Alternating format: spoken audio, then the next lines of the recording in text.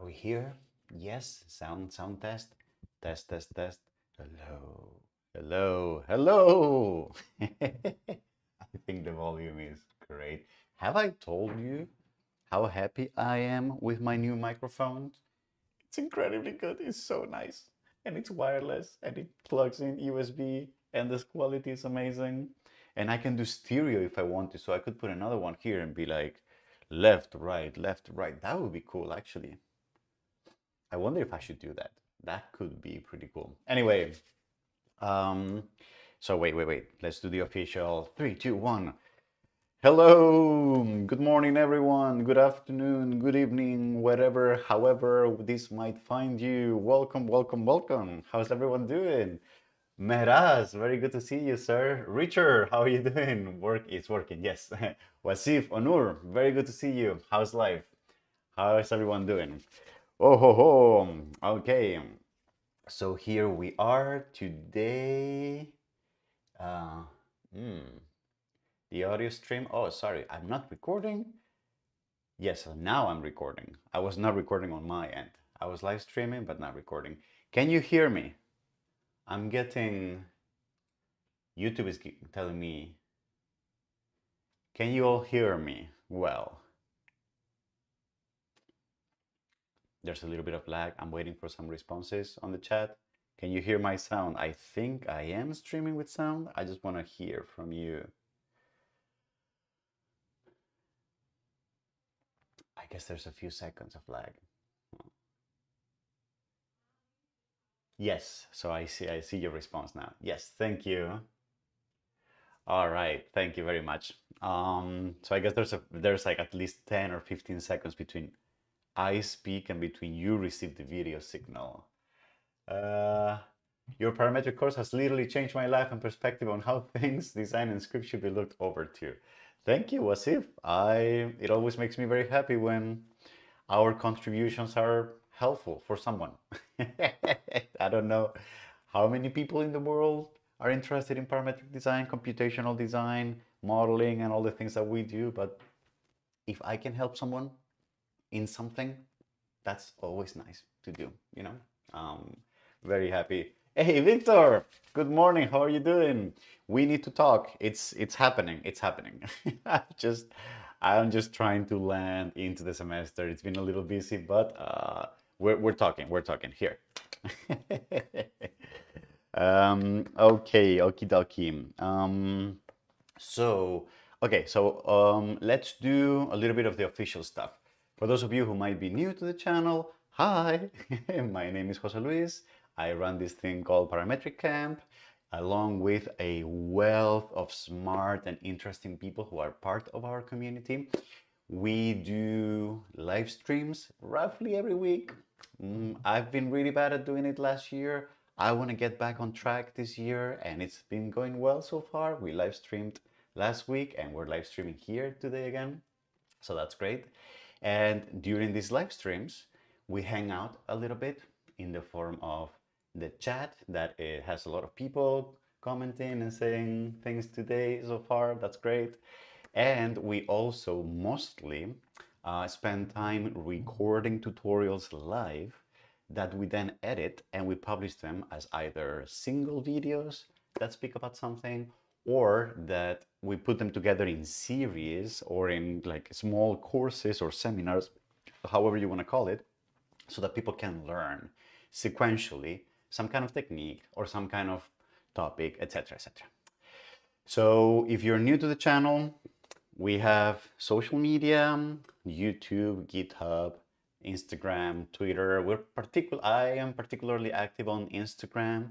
I haven't used Facebook in years at this point. So if any of you is asking me for friendship on Facebook, I probably haven't even seen it because I just haven't opened Facebook for like years now, and I'm not regretting that decision, honestly. And if you also want to know when we go live, there's a calendar, there's a Google Calendar link on the description of this video. And if you want to get closer and more in touch with the rest of the community, we have a Discord server where we have offline conversations throughout the week. People post questions, other people help each other. Victor, who's on the chat today, is actually particularly active in helping other people. Thank you very much for that, Victor. I'm very appreciative of your energy and your love to other people. And actually, let me actually go through that. So if you join us on Discord, we currently have this on the channel topic suggestions. We do have this running poll that are asked to open recently about topics to cover in 2023. Oh, looks like a little bit. My green screen is a little off here. Yes. All right. Is that cool? Yes. So we have a running poll of topics, of things that people want to see or hear at Parametric Camp this 2023. So it's actually a really nice. So I asked to put together this poll where if you want to vote for some of these topics to show up on some of the tutorials that we might record this year in 2023, you're welcome to join the Discord and to hit on the emojis that you want. So for example, I haven't voted yet. So, okay. So I want to do Git. I think Git is going to be super useful for a lot of us. OpenAI in Grasshopper, we actually, so I'm going to vote on that because this is prime news. I'm going to be giving a webinar on the Rhino channel at some point very soon, either in March or in May. Carlos Alva and Pedro Cortés from Rhino, from McNeil, Barcelona, they got in touch with me and they were, can you please like give a talk on using AI in design tools and perhaps show a few examples on Rhino and Grasshopper? So I'm actually thinking of spending a couple weeks and doing a couple live streams where we actually build a plugin for OpenAI, so for tapping and using OpenAI APIs.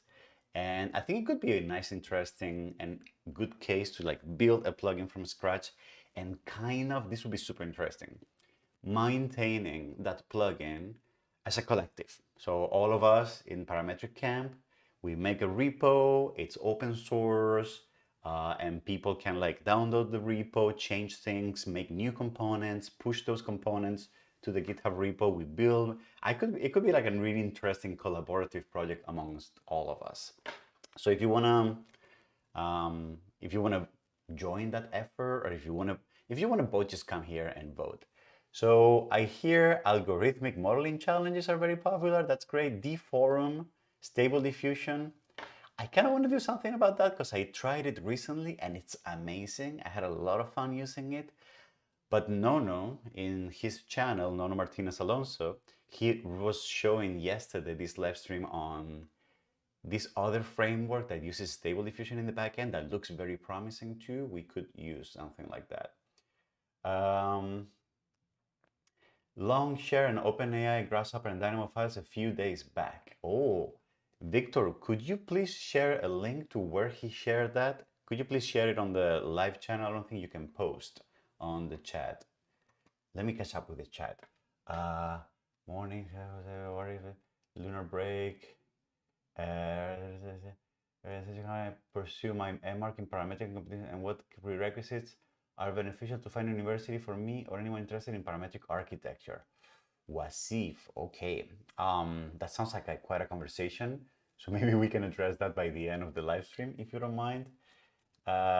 Sensor interface is powerful. So I guess that is this one.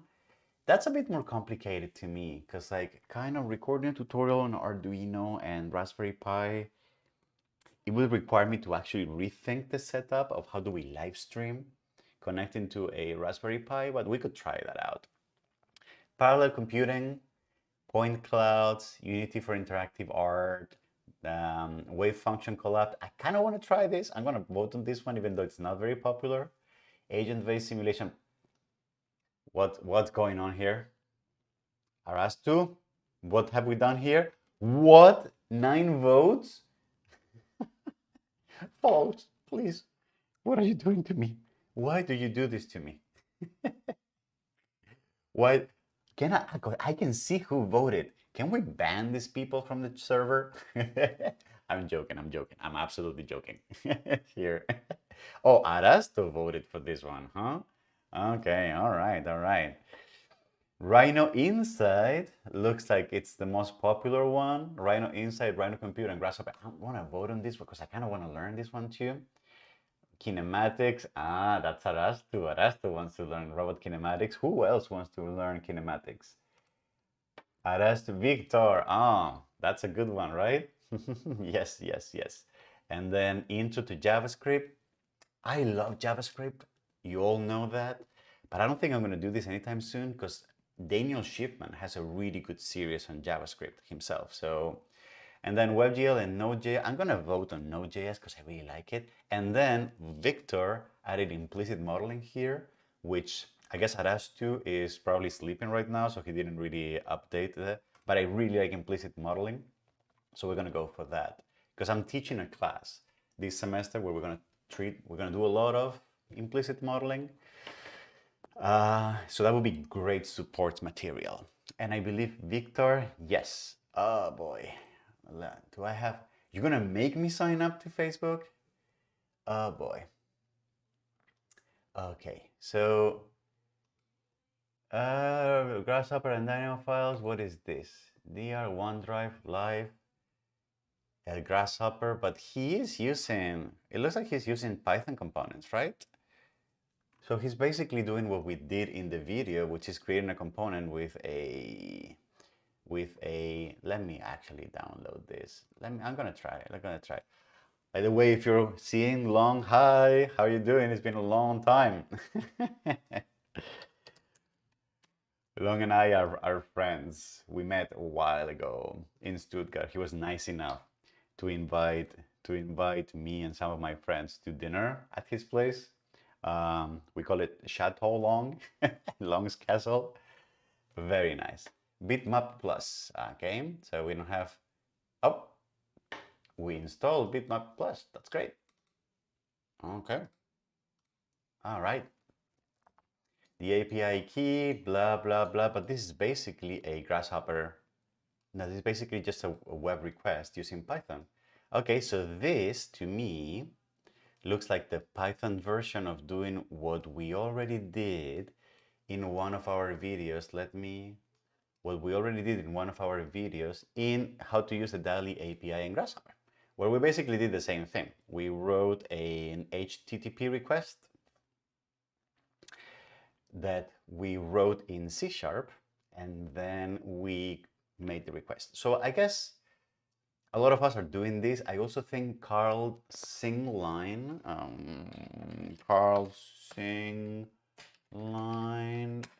he just published a couple videos. Hi, Carl, if you're watching. He also published a couple videos recently, ChatGPT and Grasshopper, where he also did the same thing. He basically created a Grasshopper. This is a cluster. I think he actually did a cluster. I'm not sure. He didn't go through how he did it in the video. He just showed the thing working. But what I would like to do is I would like to actually turn this into native Grasshopper components, which could be quite nice. Thanks for sharing that, Victor, which I think could be really nice to wrap up the, what is it called? The advanced development in Grasshopper as an example. We're just going to build a plugin. We're just going to build a Grasshopper plugin for OpenAI, and an OpenAI that can do. Then there's a component for DALI. There's a component for ChatGPT. There's a component for other models that might be. And again, something that we could all build together. Is implicit mod? Oh yeah, it's here. Yes, very good. Okay, what have I missed? Can I ask something about Unity? Of course, you can ask whatever you want about Unity. What do you think about using ChatGPT in Grasshopper? Is it useful? We are ICB. I think we might actually, as I was saying, we might make an OpenAI plugin, and there will be a component for GPT. There will be a component for DALI. There will be a component for anything. If you want to choose for AR related platforms, Unity or Unreal Engine. Mesrad.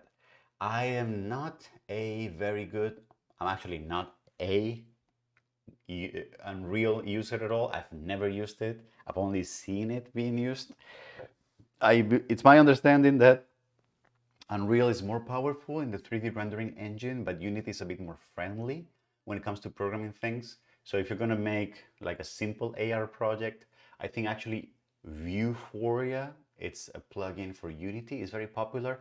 A lot of my students have used it for AR projects, and it seems like a very straightforward to use. So perhaps Unity with Vueforia, it's a good entry point that makes it easier to just develop something quick and get going. So I would recommend that. But I'm also pretty ignorant when it comes to AR applications in Unreal, so I can't really speak for that side of things. Okay.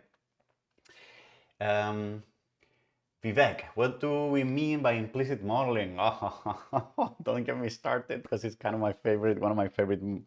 But it's basically the idea of creating 3D geometry or 2D shapes using functional definitions as opposed to the typical click and drag and geometry generation kind of paradigm.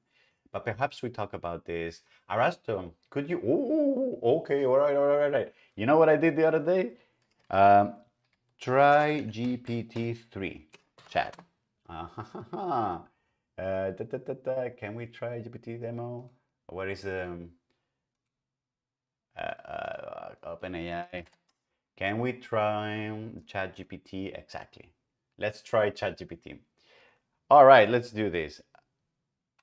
I actually asked the other day, can you explain what is implicit modeling in 3D?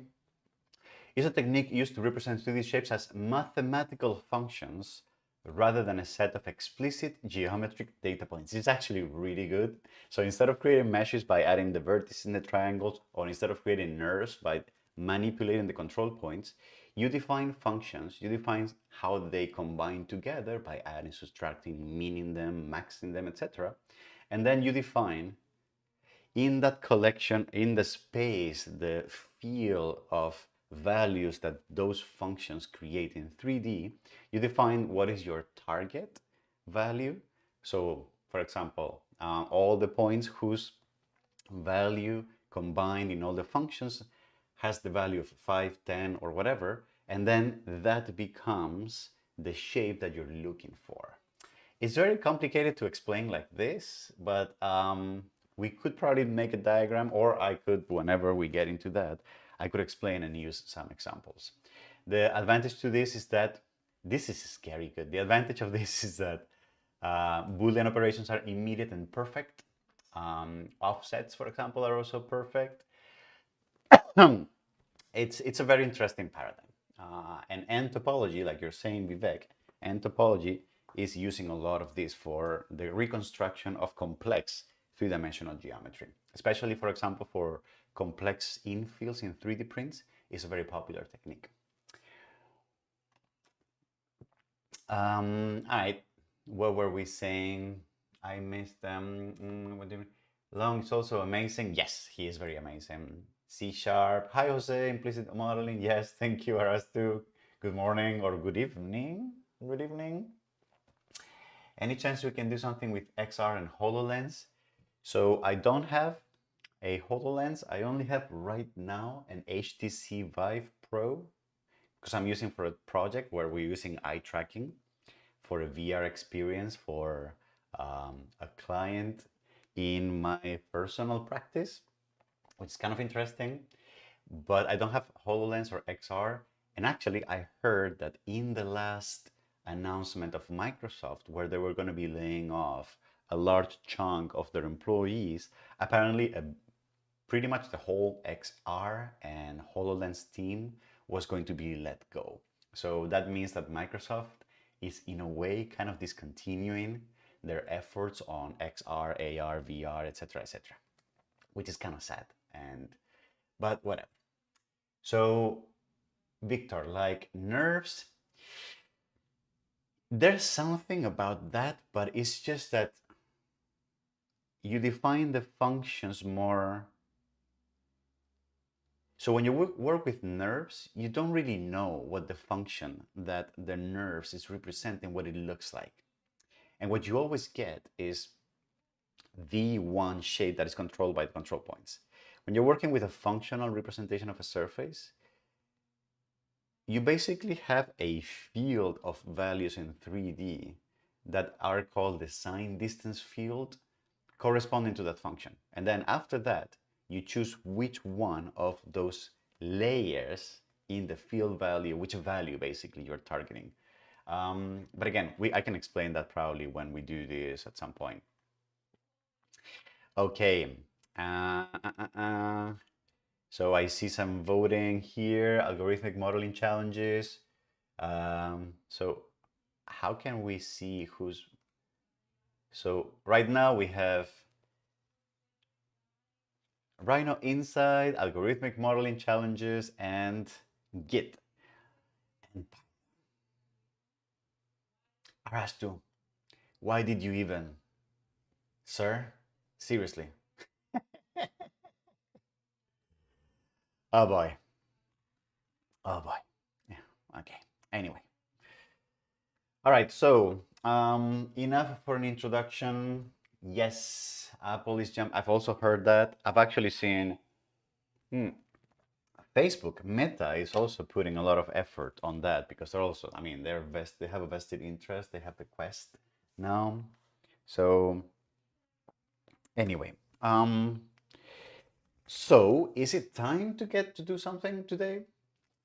Yeah, right. Don't give me those emojis, Arasto. You know what you've done. Now go back home and think about what you've done by adding this to the list, okay? Go to your thinking corner. Okay, Ducky. All right. Can we start? Can we get serious and try to do something productive? Okay, so what are we doing today? Remember, I think I'm kind of procrastinating here at some point. So remember we said that we have, where is it? Where is it? Where are we? So in the channel, where are the playlists? Okay, so where is the channel? No, where can we go here to the channel? Yes, so if you remember, we were working on this playlist called Advanced Development in Grasshopper, and we actually don't have that much. We're almost there, but um, it so happens that for the class that I'm teaching, I need a couple of... I'm teaching a class on Monday that it's about JavaScript and DOM manipulation, the document object model. And for that, I made two examples that were actually examples where you type in information and then like your API key, a prompt, whatever, and then the web app pings DALI or pings GPT and then gets a completion. So I thought that actually that matched really well with the playlist that they did, Fun with DALI, and perhaps um, I mean, we're gonna do GPT, which is not DALI, but I mean, it's kind of like the OpenAI kind of bucket. Anyway, so I think it fits really well. So if you allow me to, we're going to still keep that break. And what we're going to do today is we're going to develop two web apps. One is going to be doing what we just did here for DALI, but instead of Grasshopper, Node, Python, whatever, we're actually going to write a small website with HTML, CSS, and JavaScript that where you can type in your parameters, hit a button, and then get a completion from DALI. Okay? So that's going to be one. And then we're going to do the exact same thing with ChatGPT or GPT, basically. We're going to query the GPT model and we are going to build our own chatbot with GPT, if you will. Okay? So how about that? So today is going to be a little bit of JavaScript, DOM manipulation, HTML and CSS, and it's going to be two videos which will end up in this playlist. Again, I'm doing this because I need this support material for, I need these two examples for the class that I'm teaching at the university. So, so great. So are we excited about that? We haven't done a lot of web apps in this channel, which is kind of interesting. I want to get more on that because I do actually like web technologies a lot. The fact that you can put a piece of software, double quote here, a piece of software online that someone just types an URL and they can start using things, I think it has a tremendous democratizing potential. And I think that's also what might be hiding behind the fact that many of you have chosen the most popular topic right now for this year is Rhino Insight, Rhino Compute, and Grasshopper on the web, which is kind of interesting.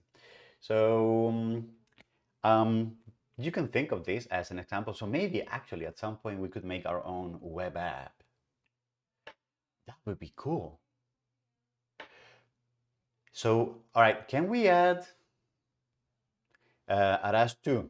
Are you still here? Do you mind adding Three.js to the list? Because if we learn Three.js, then we could make web apps where we do some kind of like really, really hand brew sort of 3D geometry. We could make our own tiny grasshopper, if you will, that is web-based. We could build that thing from scratch and use Three.js for the visualization, but then come up with some kind of algorithmic form of representing geometry modeling. That would be really cool and a very interesting project to build together. Huh. That could be nice. That could be super nice. Aras too. Can you please add Three.js to the list? Thank you. Getting into Three.js, I've been meaning to get into that a lot recently. So that would be super cool. Anyway, so what are we doing then?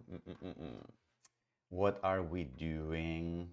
Yes, we're going to make our own DALI app, and we're going to make our own Chat GPT, if you will.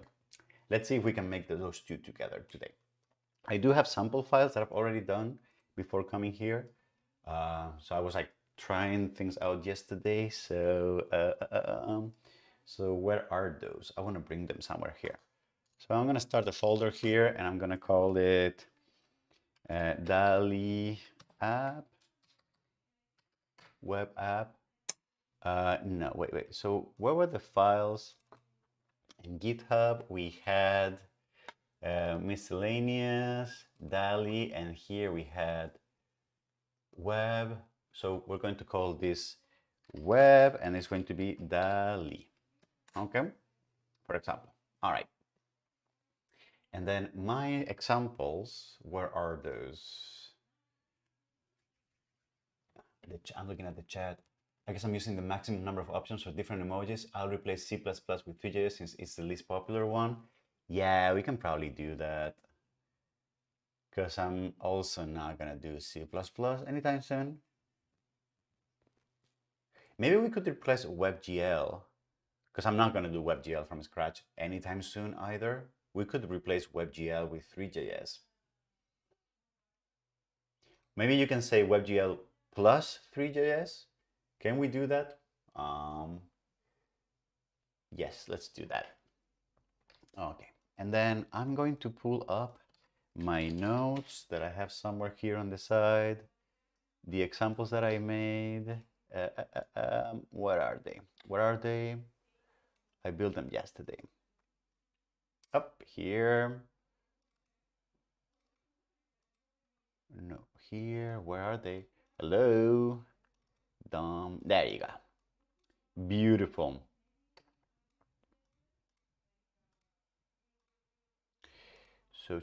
So where are we? Chat. Yeah. Sorry, folks. I'm a little all over the place. I'm a little rusty. We haven't done this in so long that it's just, I need to get in the wheels of how to do this again. So sure, WebGL plus Three.js, and I see that.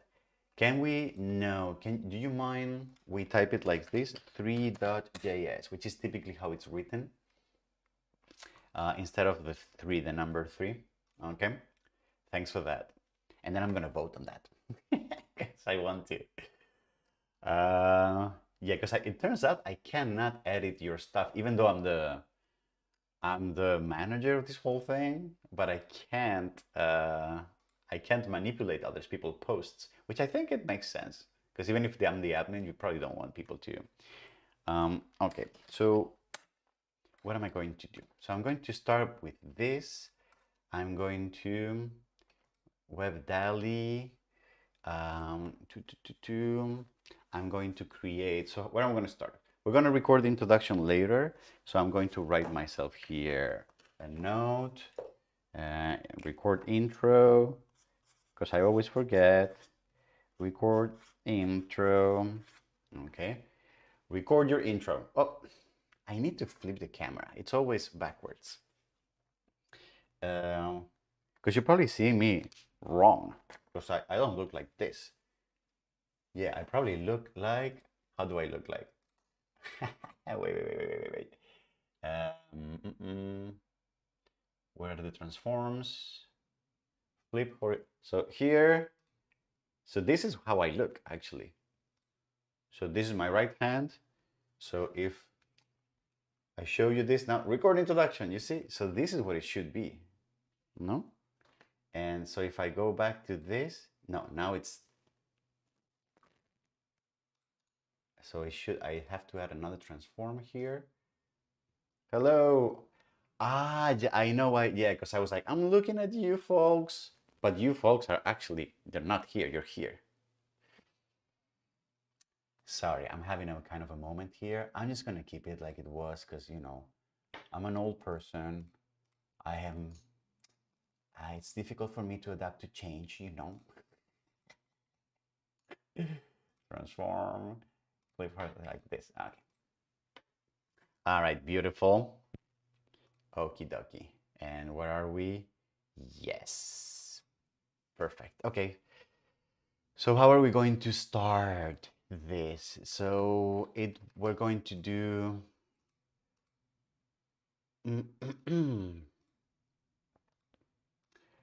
how are we going to start? We're going to start. I'm going to create an empty folder. I'm going to manually create an index file. I'm going to add some CSS files. I'm going to copy paste those. And then I'm going to create a JS folder with a script file. And then I'm going to manually write here how to load the script file and do live reload and then open a Chrome browser so that changes are synchronously. And then after that, that's going to be the first part. Then the second part is I'm going to speed through making the HTML part because I don't want to spend a lot of time there. It's not interesting.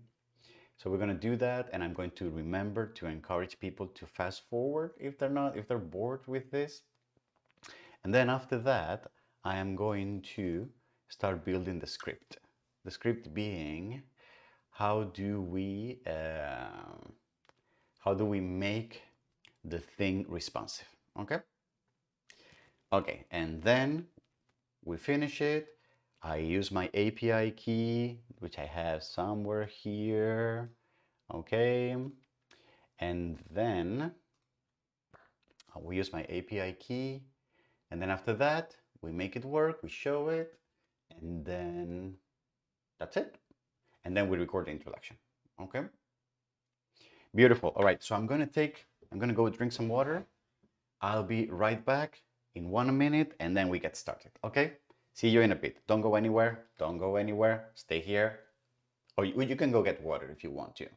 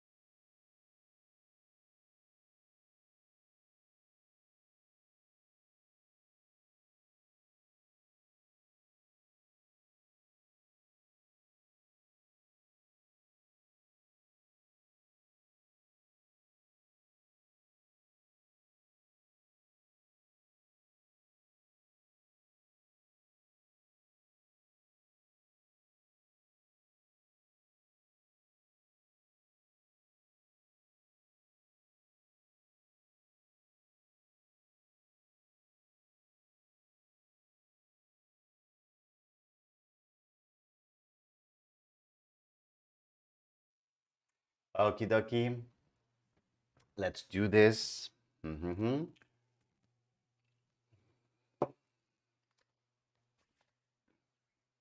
Okay, so let's get started. Let me warm up, stretch a little bit. So, okay, let's get started.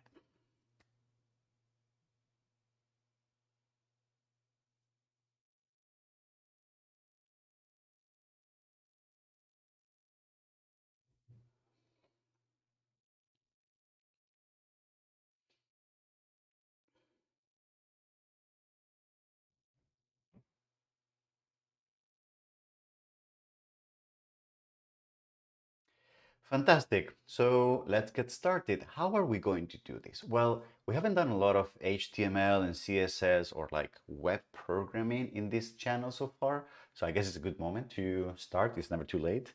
So I'm going to assume for this video that you're somehow familiar with creating simple websites. So simple HTML, simple CSS. If you're not, I really recommend you take some class or you just slow down this video so that you can see what I'm doing in a more paced way, because I'm going to skip a little fast through the creation of the scaffolding of the web app and focus on the interactivity and the JavaScript and the connection and making it work. Okay? So how are we going to do this? Well, I'm going to start a folder here. It's just going to be an empty folder. And in the empty folder, I'm going to start and create, for example, a new document that is going to be the index.html page. And I would like that to be the root of the web app that I'm going to be building. I'm also going to create a CSS folder, and I'm going to create a JS folder where I will include files. For example, in the JS folder, I'm going to create a new empty file that I'm going to call script.js, and I'm going to remove the, and here, I'm actually going to copy some CSS from a previous project where from a previous example that I've done offline. So I'm going to copy a file here called styles.css. We're going to see it in a second.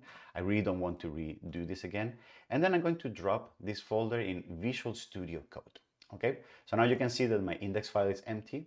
You can see that my JavaScript file is also empty. And you can see that my CSS file does have a little bit of like a font weight, a margin, things that you can copy if you're interested. You can copy for your own project. All right, and I'm going to scroll this a little bit over here, okay, so that you have a bit more space.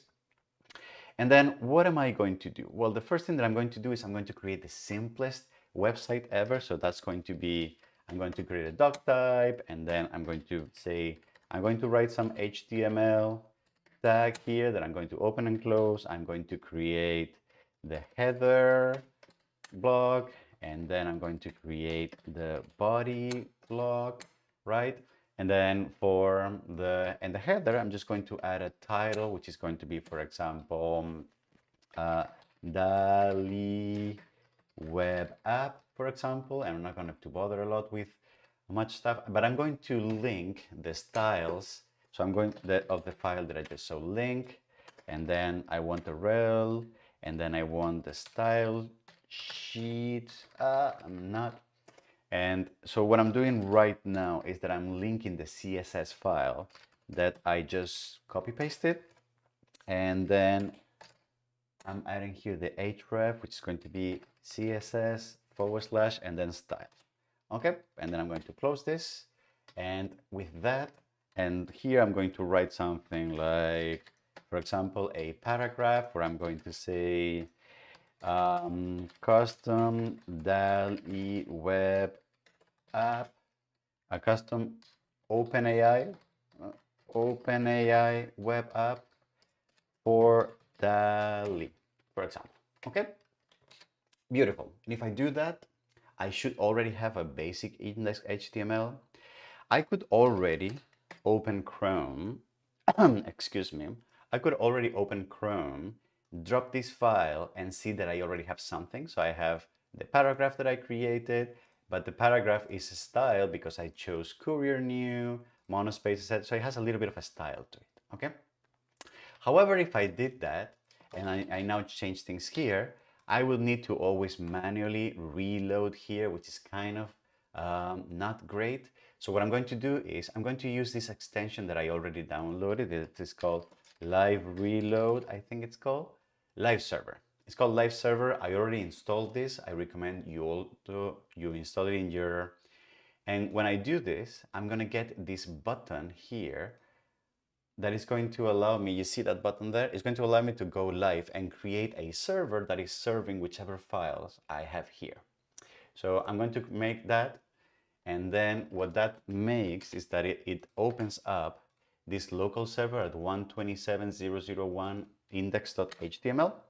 It's rendering the exact same thing, but you can see that if I now change something and I save my file, Control S, the live server has automatically reloaded the page, which is very nice for development. So it's going to make it very easy for me to just make changes here and see the changes right away on Chrome. All right. And just for the sake of it, because we will use this very soon, I'm going to open here Developer Tools so that in the background before I can see the console. Okay, because the next thing that I want to do is to actually add some functionality here. So at the very end of the body, what I would like to do is I would like to add a script, which is going to be of the type text.javascript, etc. Okay, and then the source is going to be, I always get confused. The source is going to be in the folder that I just created, the script file. Okay, beautiful. So now that gets loaded, but nothing happens. And then as I open my script, what I can do is just, I can simple console log something like, hello DALL-E. This is just to make sure that the script is being loaded. And you can see that I get in the console here. Can I open the console? Yeah. Can I make the console bigger? Yes. So I can see that I get a message here, and let's write some code, and then I save this, and then things get reloaded. So I do have my development environment and my basic website just set up here. Again, I'm not going to cover a little bit too much the details of this. If you want to learn more about how to create HTML and CSS, there's a lot of resources open over there. So I would like to focus now on building some kind of interface here for our web app and then making it work.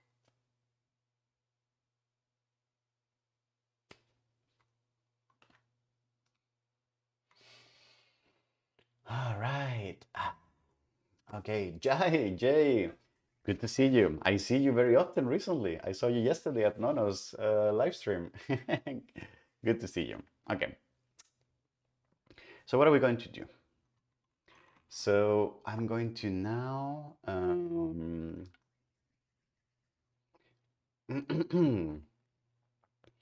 going to now go to the DALL-E OpenAI API documentation, the API reference, and image generation here, image generation endpoint.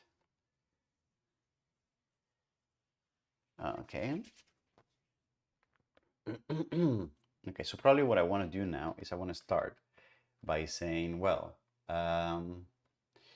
what we want to create is basically an UI that allows people to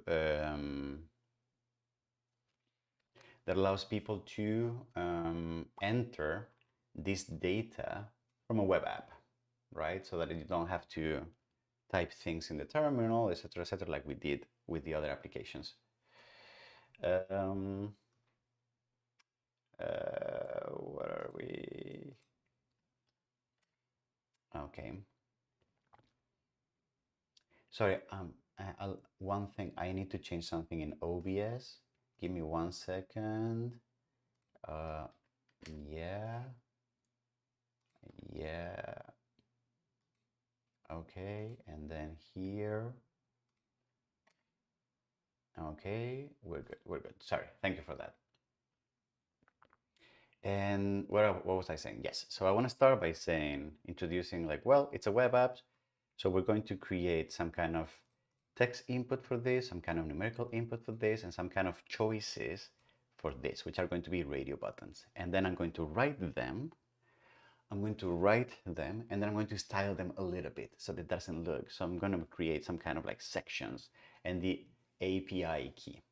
That's going to be important as well. Okay. All right. Mm-hmm.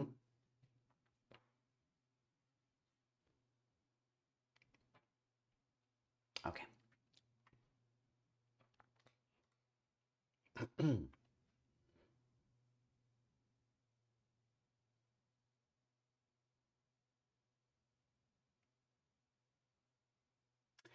If you remember from our previous videos, when we were looking at how to generate images with the API, what we did was we went to the documentation, we check out what is the endpoint that we need to post a request to. But we also learned that the request needs to have these kind of parameters. What is the text input? How many images do we want? And the size. So because we're creating a web app now, what we want to do is make it easier for people. And as opposed to having to type in a terminal, like a command with options, etc., we just want to make an interface to allow people to customize all of this. So what we're going to build is a simple web interface that gives us the option to, excuse me, to enter like a bunch of text, for example. That's going to be the text prompt that allows us to enter a number, right?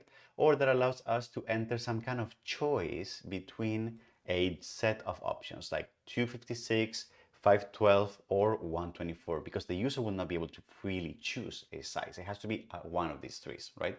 So we will have to look for interface elements that will allow this kind of optionality, all right?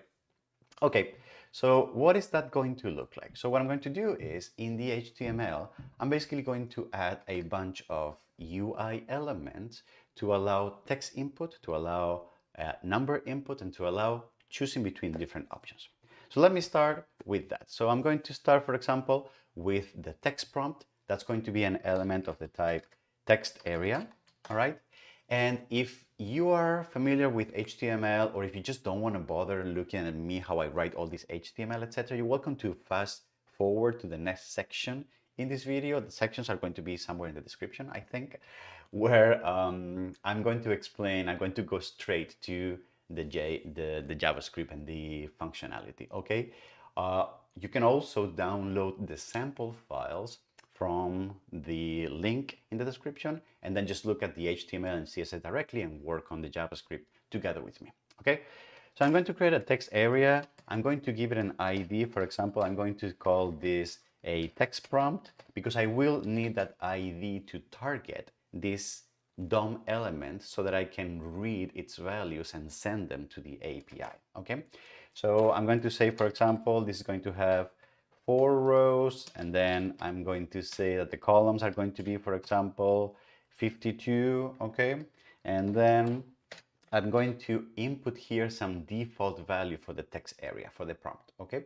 So that's going to be, for example, what have we done in the past? An isometric view of a miniature city,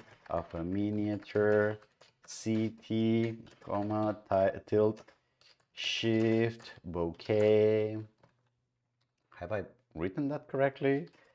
Voxel, V-Ray render, high detail, or something like that. It was something like that, right? So if I do this, now I do have a text box where I can input text, all right?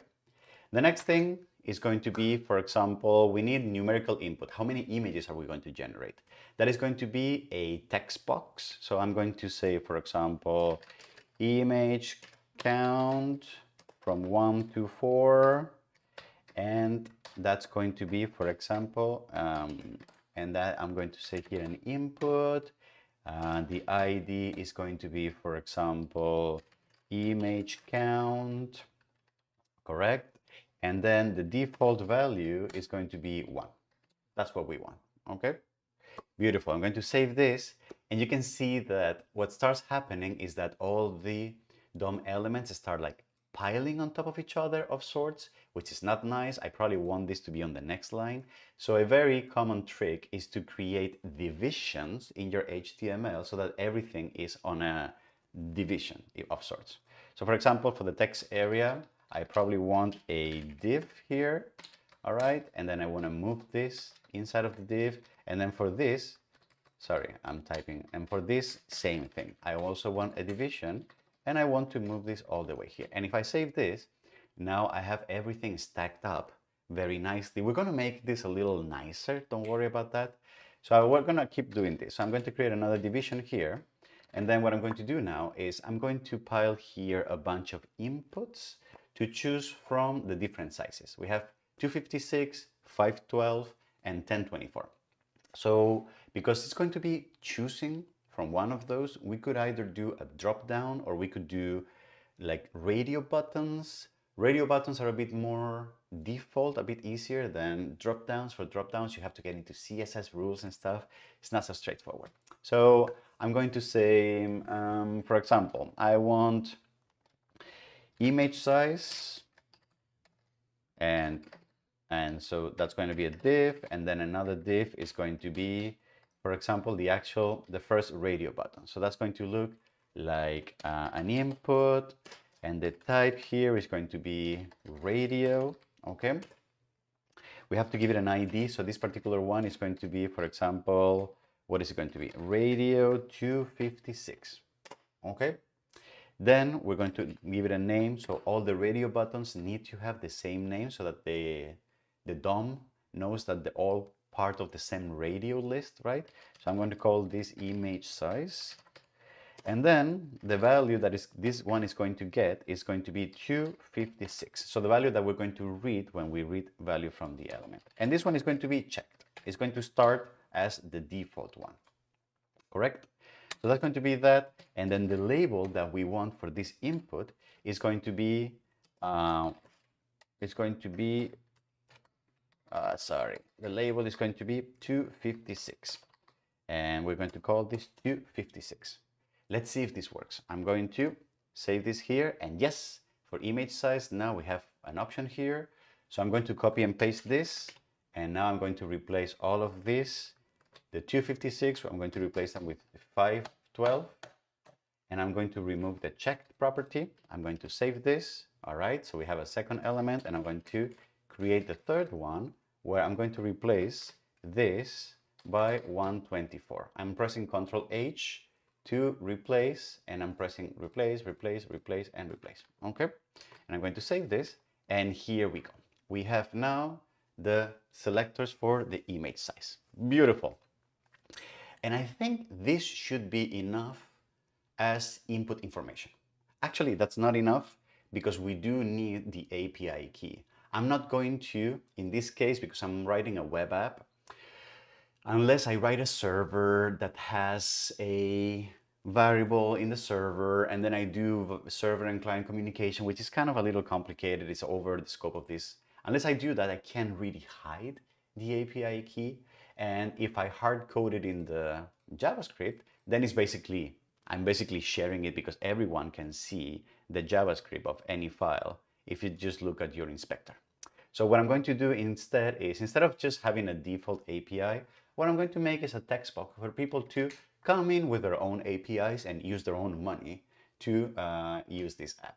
So I'm going to create here another div, and then here what I'm going to do is I'm going to say, for example, what am I going to do? It's going to be a please enter your API key, right?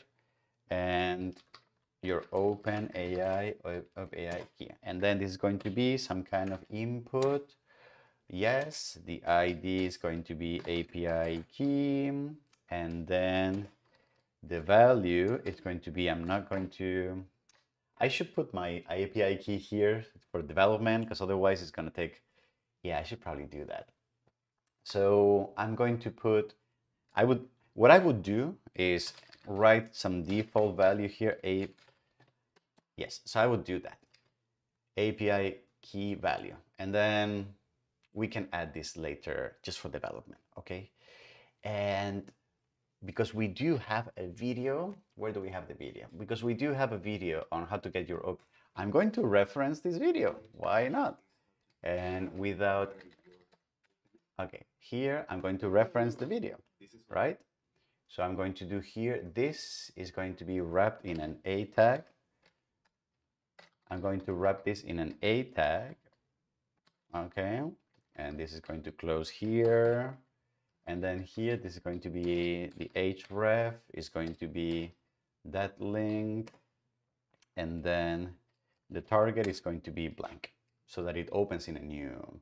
If I do that, now I have a link here and I click and you can see I go to the video where I just explain how to get the API key, which is kind of nice.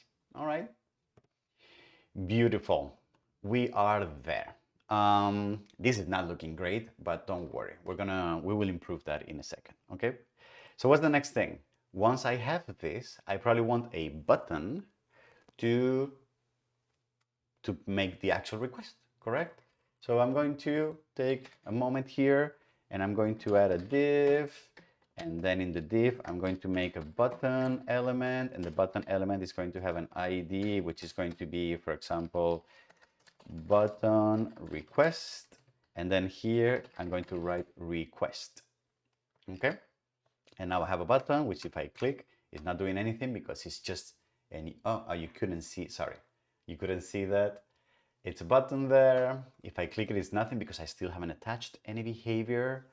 And okay, so that's good as an interface, I think, to start with. We're gonna need a couple more things. But before that, I'm not loving how this is looking so far. So I think I'm going to try to put some order in here. So what I'm going to do is I'm going to make sections for this stuff. So for example, all of this is kind of the data for the request. So what I'm going to do is I'm going to wrap all of this into what's called a field set, which if I move all of this inside the field set and I write a legend for the field set and I say, for example, request parameters or prompt parameters or request parameters, right? So what that's going to do is going to create this pseudo nice box that is going to wrap all things, and it's going to give me a legend here. So I'm going to do that also here for the field set. I'm going to push all of this inside and I'm going to write a legend here, which is going to be something like, for example, setup. And now I have the setup here. Things are looking a little nicer now. Okay.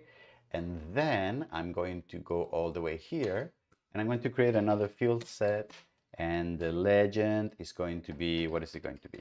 The legend is going to be, for example, request status. So I'm going to create here something where I can see and display some text about what's going on with the, so I'm going to create, for example, a division here.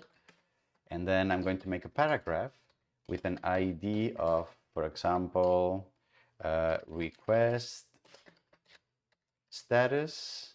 And I'm going to add some text here, which is going to be, for example, no request performed yet. All right. So what I will do is whenever I make requests, I will go to this element and change the text here to show like, hey, this is happening, something is going on. Did I get an error? Did I not get an error? Etc., etc., to give some feedback to the user. And then the last thing probably that I want is the actual images, right? So for example, I'm going to create a box here where I'm going to make, for example, images, and then I'm going to create an empty container. And this container is going to be where the images are going to be added. So response images will be added here. Okay. And then there, what I'm going to do is I'm just going to create an empty container, which is going to have some kind of ID. So for example, here, the image container. All right. And this is going to be empty. It's going to have nothing, but I'm just going to leave it there so that I know I have a target. So where I want to add stuff to. And all right, and this is empty now. So I think with this, we have enough of a scaffolding of inputs and UI elements to start with that now we can add functionality to. Okay, so I know that was a little fast and a little quick, but again, I find HTML a little boring. I don't know. So I just wanted to get it out of the way. And also, of course, if you're a CSS ninja, you can probably start writing very beautiful CSS rules to make these nice background colors, make things align, optimize for mobile. But I'm not that person. I hate CSS. I find it, I don't know. I hate a lot of things, but CSS and Python, perhaps. I don't really hate Python. That's a long story. Let's not get there. Anyway, CSS, not my favorite thing. So you can see this is the basic scaffolding, basic web app, all the inputs, all the elements. None of them actually work. They don't do anything, but that's what we're going to do in the next section. So in the next section, we're going to add behavior to these elements, and we're going to use them to actually query the OpenAI API and get images from DALL-E.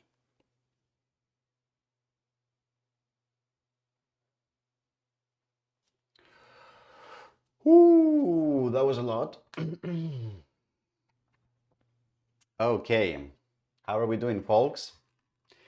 Who is an HTML CSS person? Who has some experience? We haven't done this in the channel a lot. Who has experience writing basic HTML, CSS, or manipulating basic HTML and CSS? Any of you familiar with this? It's actually quite straightforward, and it's the JavaScript part that I find cool and fun. But it's just me. It's just my preference. Any comments? Any experiences? Any traumas around CSS? I hear a lot of those. Okay.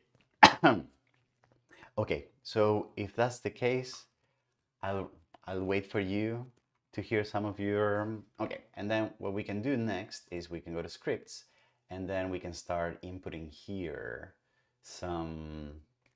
And how are we going to do this? I think the first thing we want to do is we want to make a simple example of making the button work.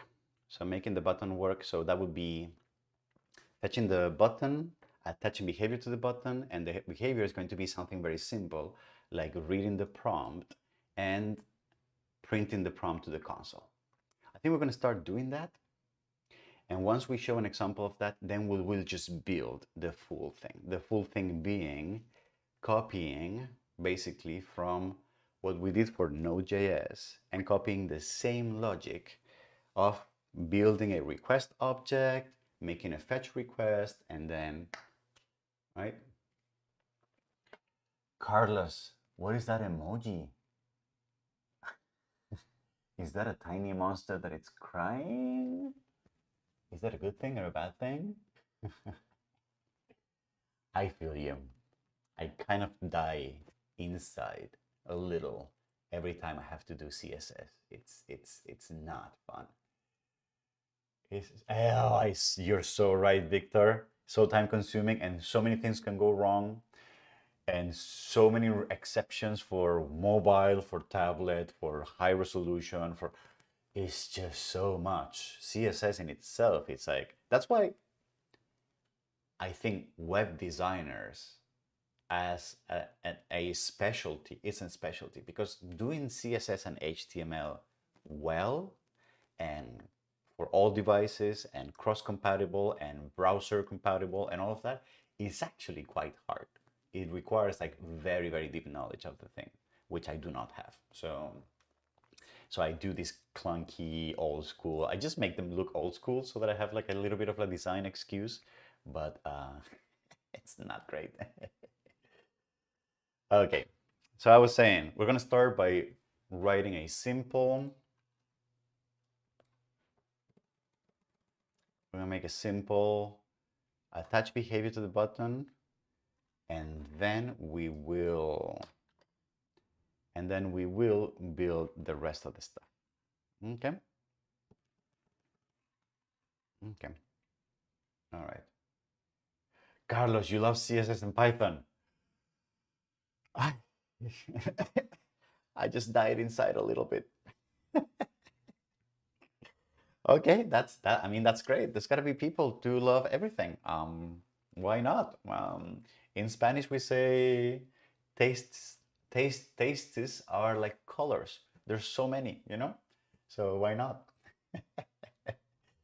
Maybe you should make, maybe you should join the video team and make CSS videos for parametric camp and make Python videos for parametric camp. I would definitely appreciate that kind of help.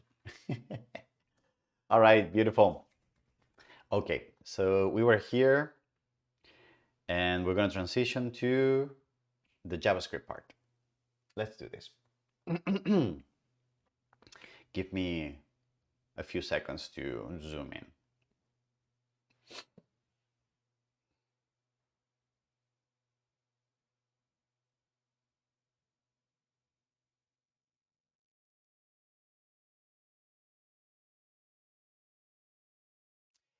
Great. So if you skipped through the HTML and CSS section, just as a summary, we just built a bunch of HTML, UI elements and placeholders for all the stuff that we're going to need to input and to feed to the model as information, okay?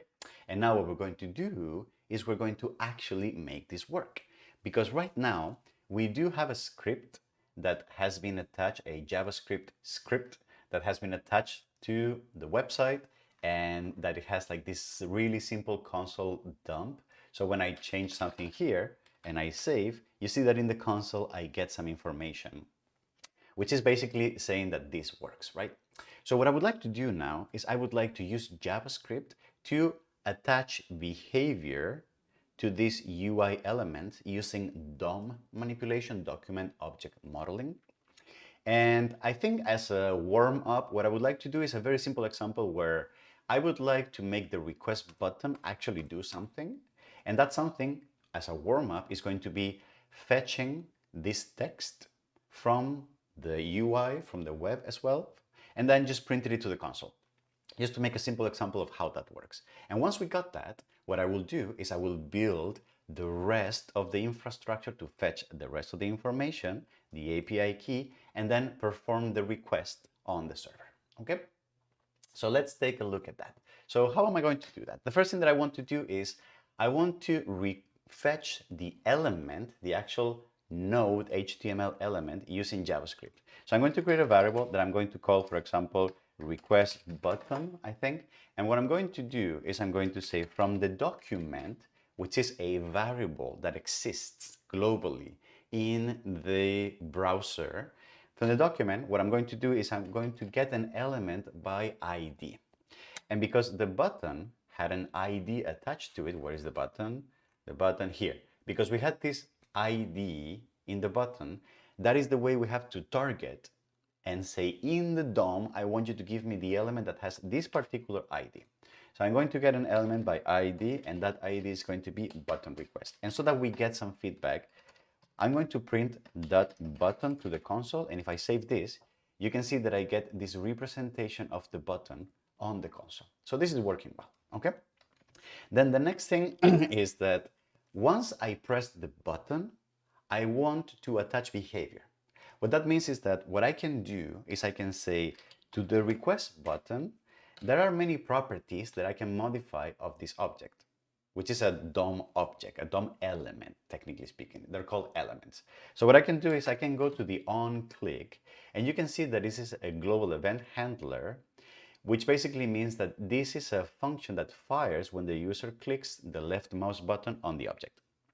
Because this is a function, what I can do is I can override it and create my own function to customize the behavior of that click. And that click, for example, for starters, I'm going to say button was clicked, and I'm going to print that to the console. And right now I don't have anything, but if I click on the button, I can see that the button was clicked. So this button now does have functionality. It's doing something, right? Because I did attach that functionality by defining a function that I stored in the onClick event handler, all right? So what is the next thing that I want to do? What I would like to do here is once the button is being pressed, what I would like to do is I would like to take a look at the document, see what text do we have here, and print that text to the console. So what I'm going to do is something very simple as well.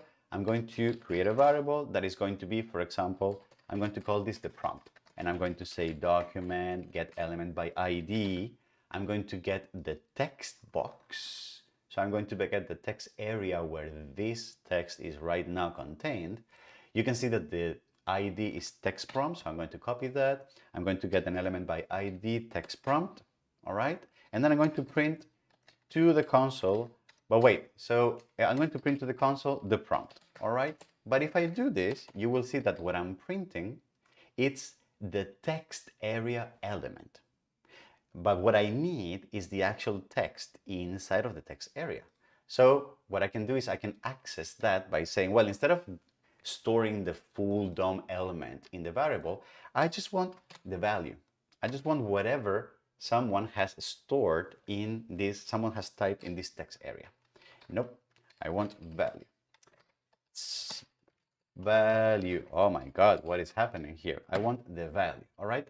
And if I do that, you can see that I now request, and what I get print is this. And I can style this a little bit.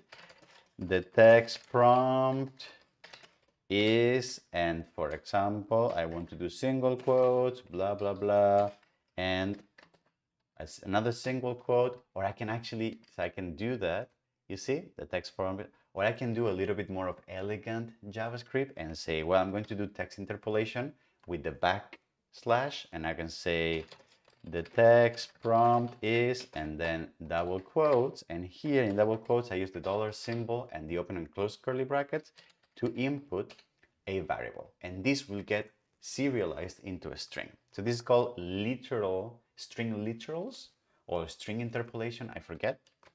But it's basically I get the request and then boom, this gets printed to the console.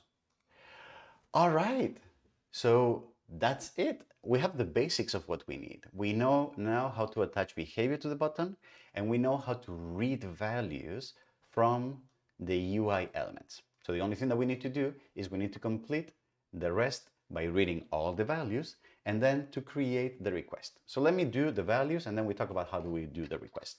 So for example, I'm going to say I need the key, right? So let me get the key, document get element by ID, and the ID was what? Where am I? API key. Okay, this was the ID of this content here. So I'm going to get the element by ID, API key dot value. All right, so that's one thing. And want, for example, to get how many images the user wants. I'm going to get the element by ID, and then that's going to be, where is this going to be? Image count. It's the ID. So I'm going to do image count, okay? But for this one, because the value of this text box is a string and I will need an actual number, what I would like to do here is I would like to forcefully cast this to a number. So what I'm going to do is I'm going to use the number object in JavaScript to take whatever was written here and convert it to a number. Okay? Sorry, the value. I'm forgetting this constantly. The value of this and converting it to a number. Now, for the size, it's going to be a little more involved because what we need to do basically is we need to make sure that only one of them is checked. That's correct. What we need to do is we basically need to load all the radios and then figure out which one is the one that is checked. So for example, I'm going to create a variable called radios, and then I'm going to get all the elements, get elements by name, and then the name for this one is going to be image size. All right. So with this, I will be getting all the elements. So you're going to see that if I print this to the console, I get 3 nodes, the first radio, the second radio, and the third radio. You can see how they get highlighted in Chrome, correct? So now from this, what I need to do is write a for loop where for each one, I check which is the one that has the checked mark. And for example, I'm going to say let the size, and then I'm going to write for let I equal 0, I is less than radius.length, I plus plus. And then what I'm going to do is if radius dot if checked, if the checked property of the radio that I'm looking at is true, then can you please store the value of that number? Can you please store size? Here, size is going to be radius.i, and then the value. Okay. Now I could turn this also into a number. Doesn't hurt, but since as per the API, what we need is to send a string composed like, I'm going to have to make up this string anyway. So it's kind of not necessary, but I'm just going to do it for the sake of the beauty of the code. And because we already found the one that is checked, we don't need to keep checking. So I want to break from the loop. I want to stop checking the rest of the radio elements. So, all right. So I think we have what we want.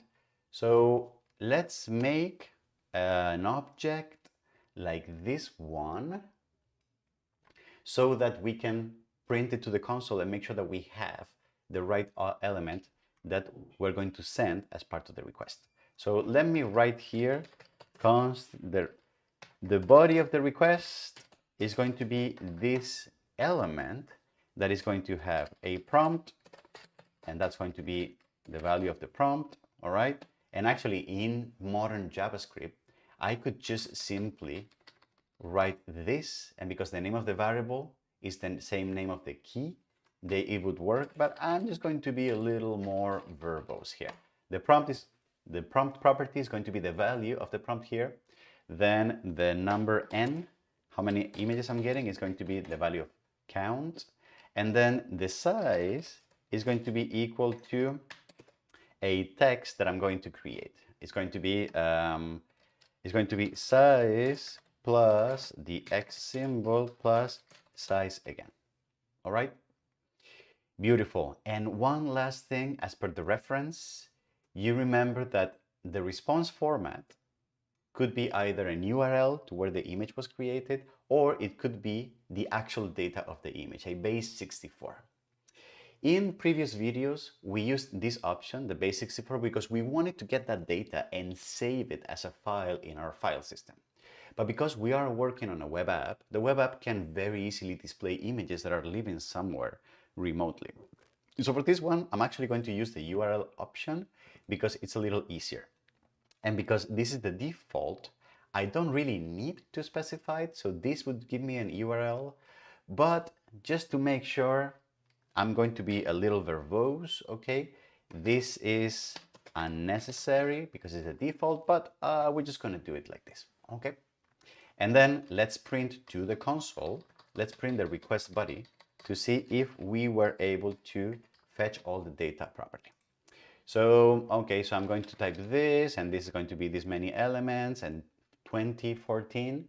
And if I do a request, you can see that the request now has here an object that is the amount of elements, the prompt, the response format, and the size of which matches real well what the API needs. Oh, where did I go? Okay, which matches really well this object. Okay, so I think we're ready to make the actual request. Are you excited about this?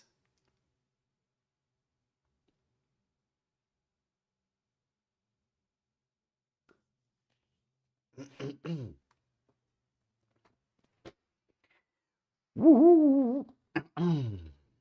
Okay. How are we doing, folks? You excited about this? Creating your own DALL-E web app? I wonder, should we show how to upload this to some kind of server? That would be cool. That would be really cool. I think we're gonna do that. I think we might do that. Okay, I'm forgetting this. Record the introduction, stay there. Alrighty.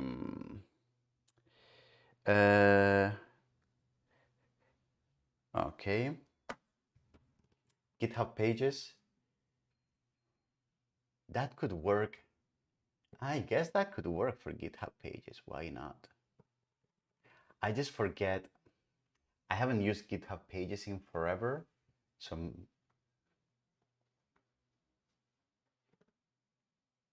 I wonder if I think I'm going to do it with our own domain, parametric camp. And then I'm going to say in the video that this could be done with GitHub pages, but because I haven't used GitHub Pages in like forever, I don't know. Maybe we take a quick look at whether if that would be possible, you know? Maybe. I don't know. Okay. Yeah, because if we did that and we left it up, we could have a GitHub page of parametric camp. Okay, fine, Victor. I'm gonna think about this while we're doing this. You're a terrible influence. Okay, so this and then this. Okay, so this is what we did in the previous example.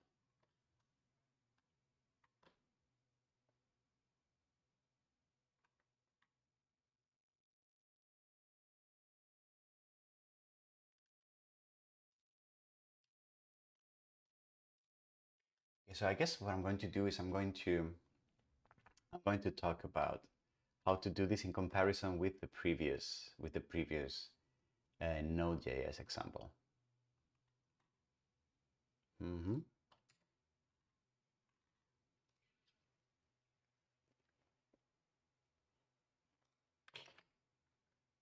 Mm-hmm.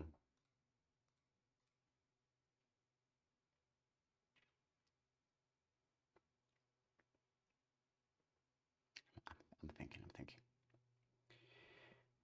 How is the sound quality, by the way? Are you liking the new microphone? I'm loving it. Like, loving it. All right.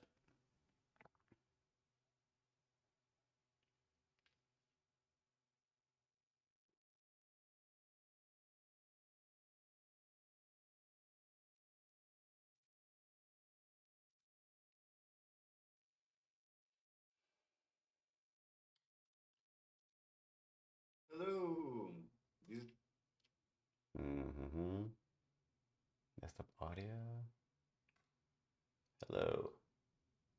This is Jose Luis here at Parametric Camp, and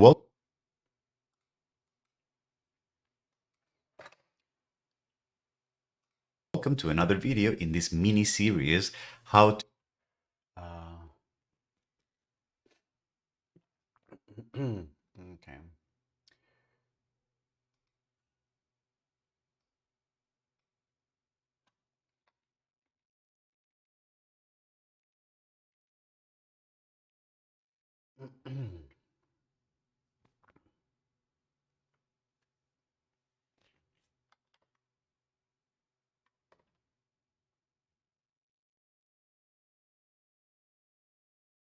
Okay.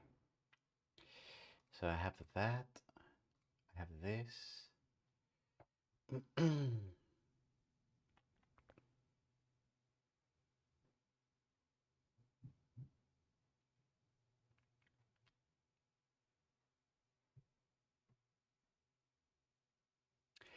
How are we going to do this? How are we going to connect our web app with the OpenAI API? How are we going to make that request? Well, if you remember, we have a video in this playlist where we did the same thing using Node.js. And Node.js is a framework that is JavaScript based.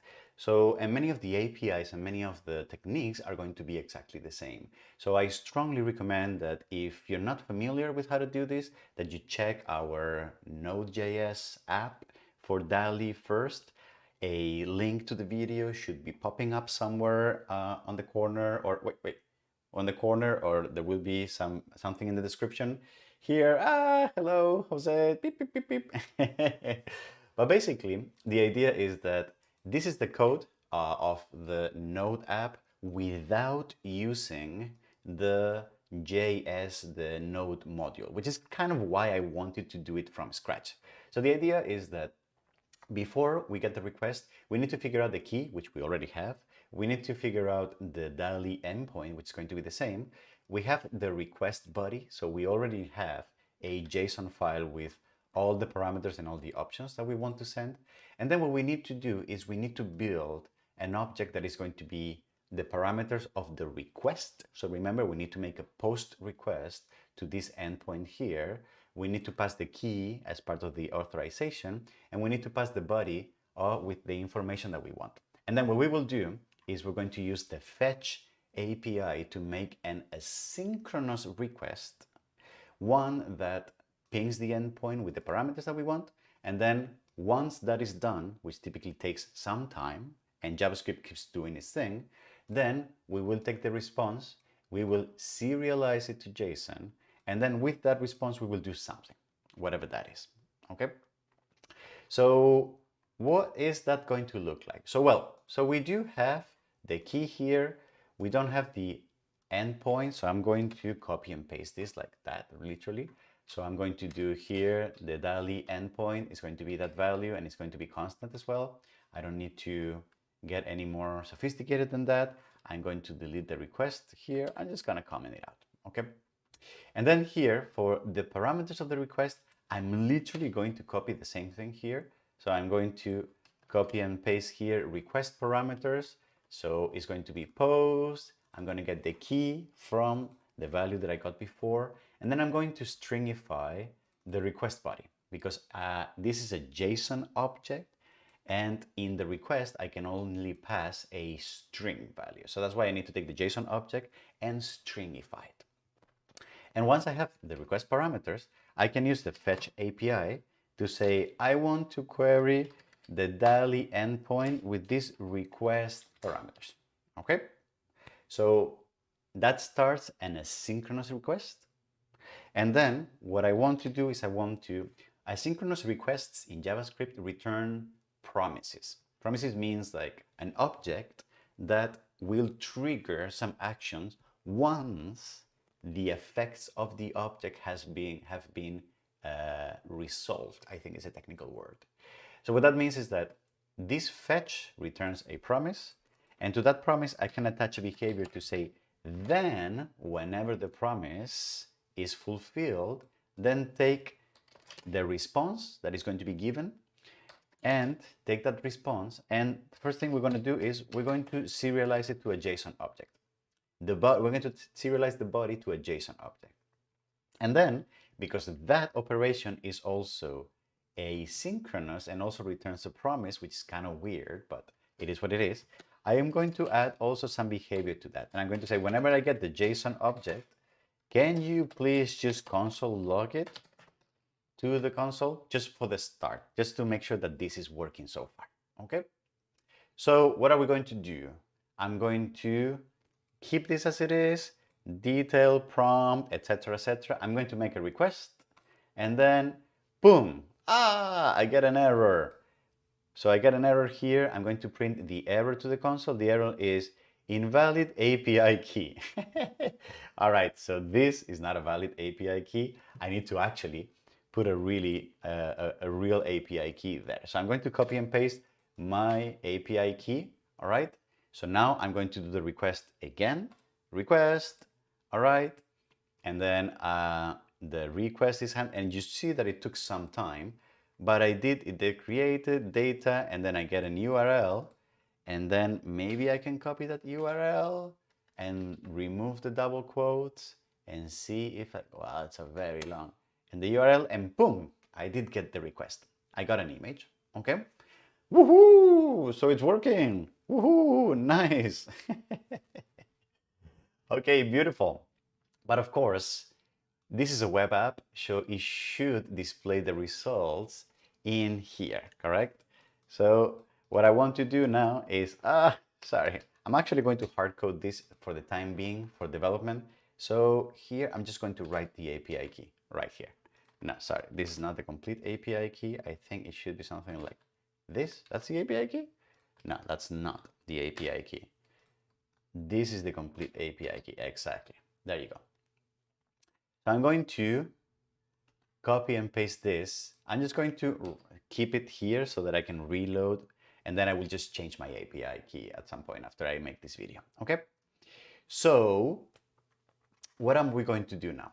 We're going to improve this code a little bit, and we're going to say, well, just like before, what we did was, for the response, was we gave the last promise handler, we gave it a function so that whenever the resolution of JSON came in, this function was a function that was going to take that JSON data and do something with that data.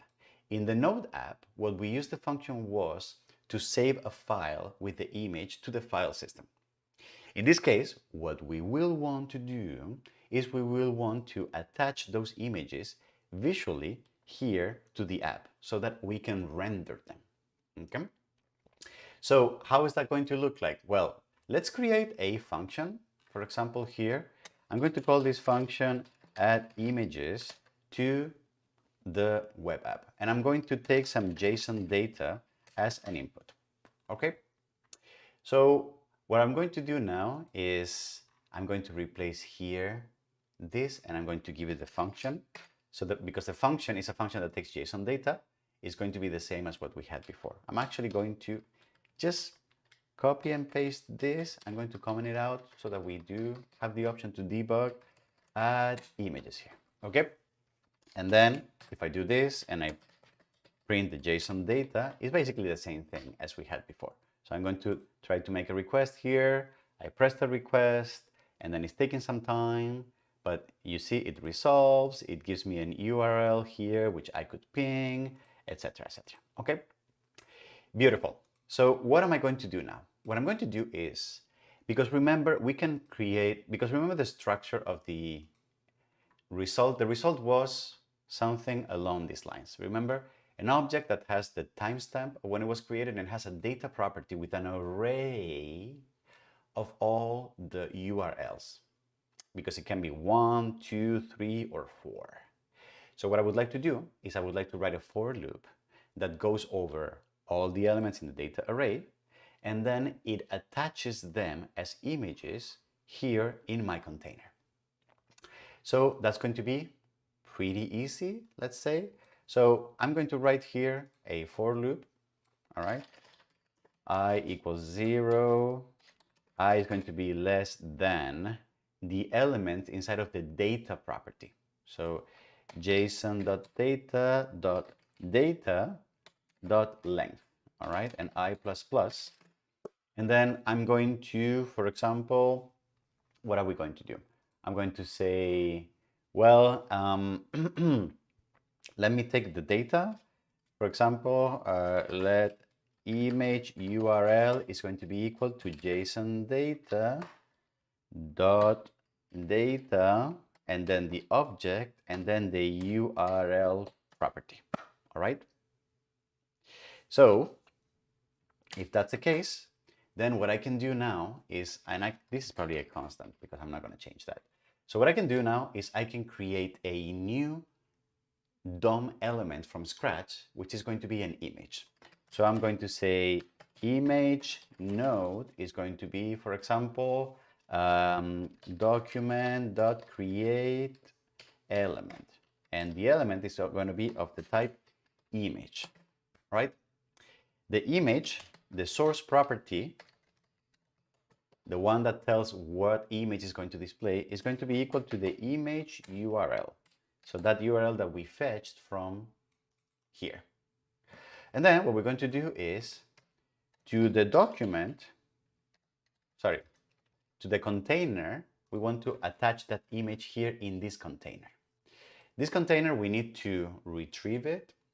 But instead of retrieving it, perhaps every time we do this for loop, maybe we just want to make a global variable here and say const container. I'm going to call this image container. It's going to be document.get element by ID, and this is probably image container. Is that what it was? Let me double check. Image container, exactly. Beautiful. So to the image container, whenever we create this image, what I want to do is I want to append this image node that I just created. Okay. Are we ready for this? Wait. Let me minimize this a little bit. So I'm going to do a request, and that's going to be the isometric blah, blah, blah, right?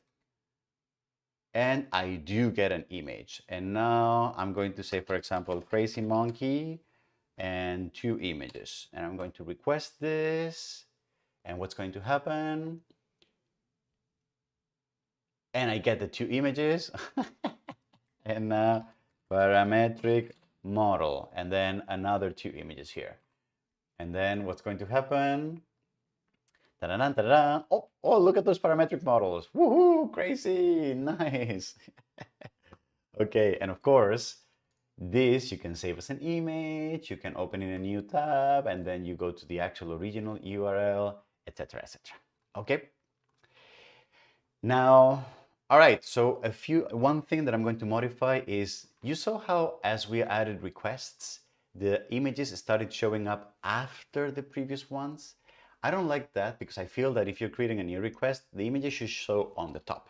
So instead of using append, I'm going to actually use prepend, all right?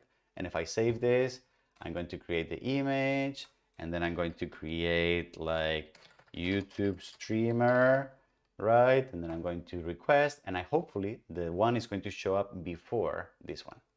Okay, you're right. This one showed up right before. Okay, beautiful. This is working. Hooray! Na na na. Beautiful.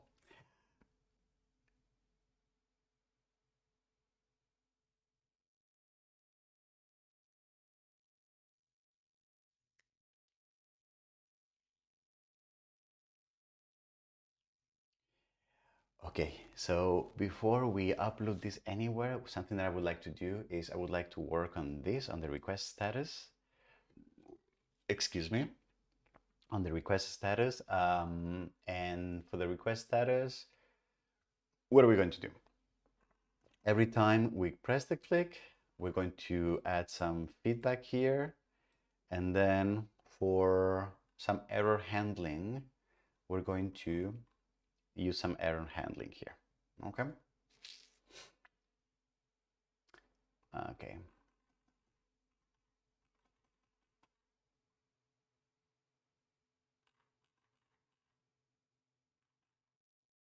Okay.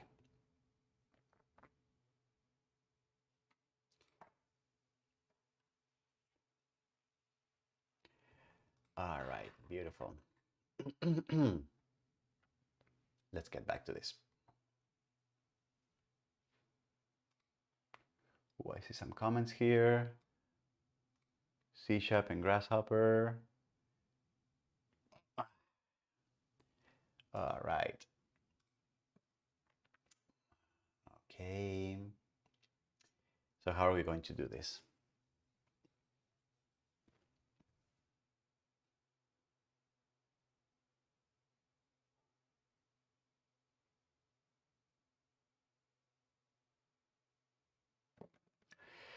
Yes, so let me explain the problem, and then we change that.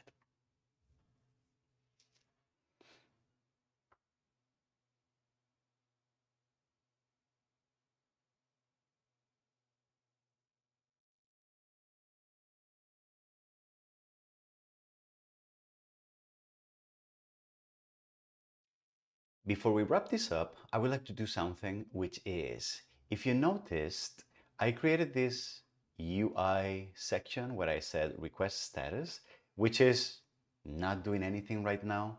And I think, especially for web apps, and especially for web apps that take some time to execute, like for example, the crazy monkey, you can see that I press the button and it does take some time for the request to fulfill and for the image to show up. And that time is time that the user is left hanging and they don't really know if something is happening, if it's not happening, if it went through, if it's working. And they may feel like, oh, this is blocked or whatever. And they may start like pressing the button over and over and over, which is very bad UX experience. So something that is typically very good for web apps is to give some kind of feedback about what's going on behind the scenes. So you can see that we had this text here that says no request performed yet. So what we could do is every time something happens in our app, what we could do is we could give some feedback to the user to inform of what's happening.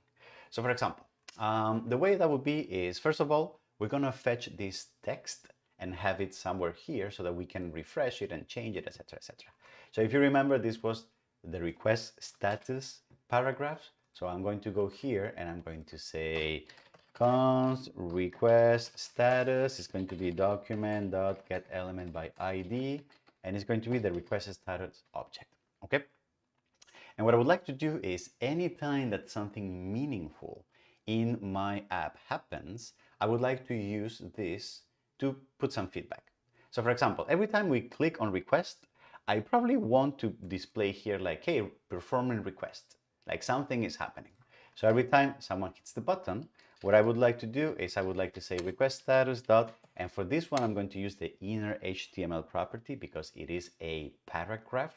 So I want to change the inner HTML here.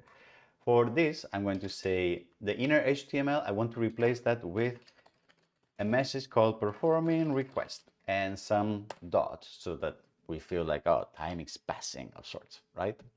So if I now request the image, you can see that as soon as I press request, this is going to change.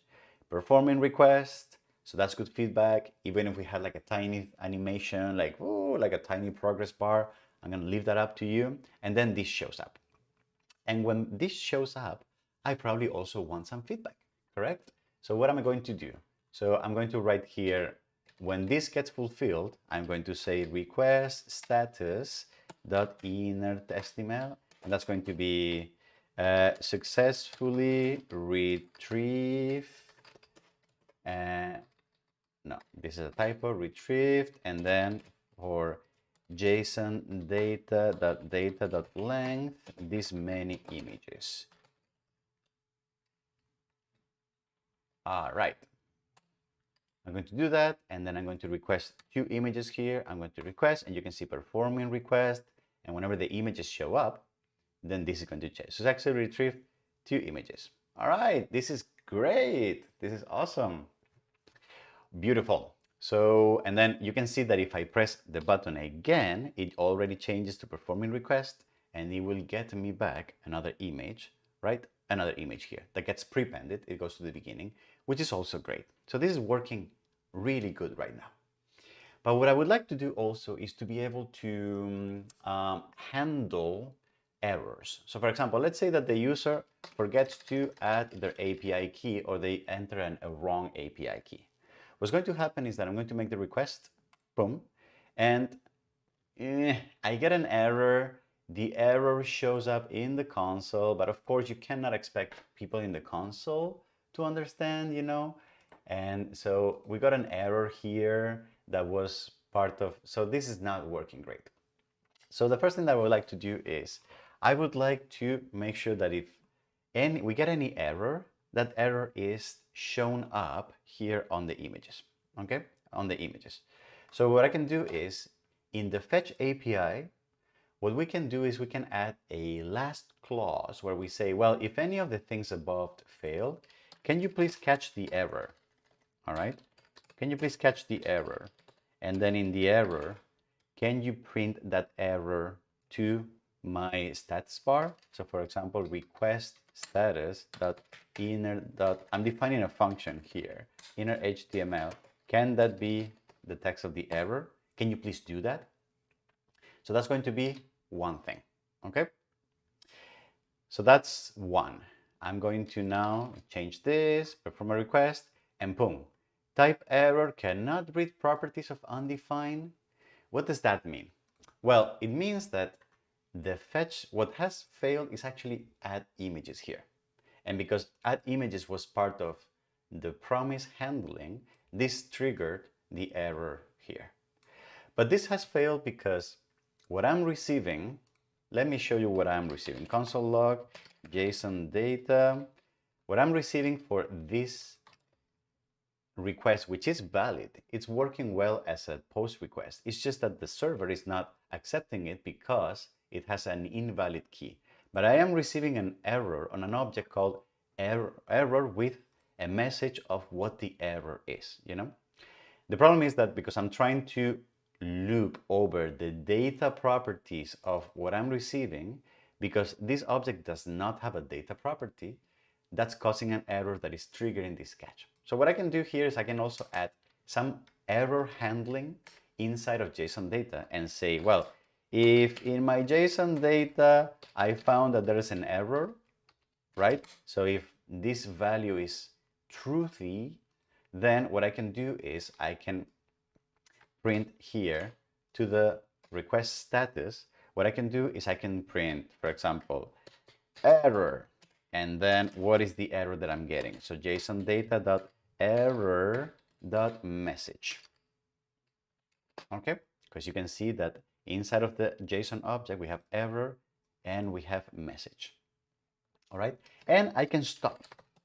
I don't do anything else because I don't want to continue and print any successful stuff. I don't want to for loop over this because there's not a valid object, etc., etc. So I'm going to save this. I'm going to remove my or mess with my API key, and then I'm going to try to make a request. And you can see that, oh, error, incorrect API key was provided. So this is working great so far, and it's not generating an image. Let me reload this. I have the right API now, but I'm going to request, for example, 0.5 images, which shouldn't be the case.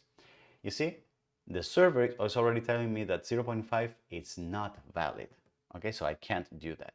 Or if I type 0, then 0 is less than the minimum, which is 1, which is also not a valid request. Okay, so this is great because I'm giving the user some feedback on what's going on. All right, this is very, very good practice for any web app that you write. Okay, beautiful. What are we doing now?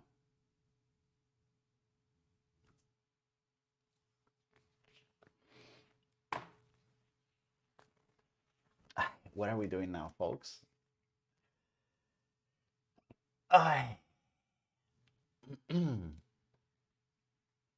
Okay, so we're going to upload this somewhere. And what is that going to be?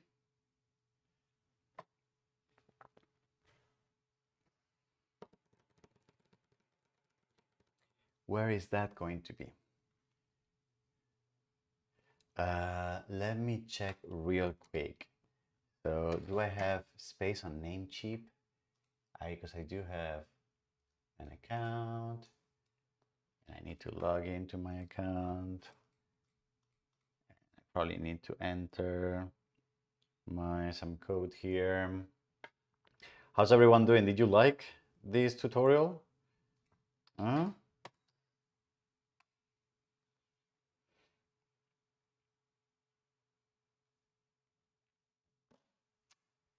Okay, Namecheap. I'm trying to see if I can in parametric.camp. Do I have parametric.camp? Who do I have parametric.camp with? Where is this hosted, actually? I don't know.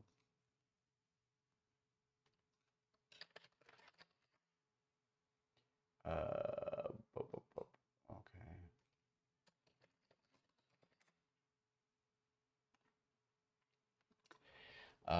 No, it's hosted somewhere else.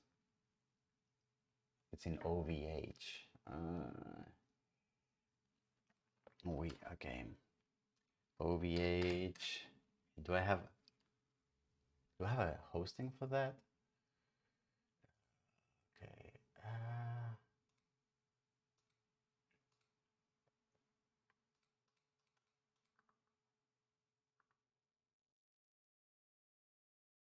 Okay, I'm trying to log into my... Yes, Wasif, yes. But it's good that you remind me, because otherwise I might forget. Here. Okay.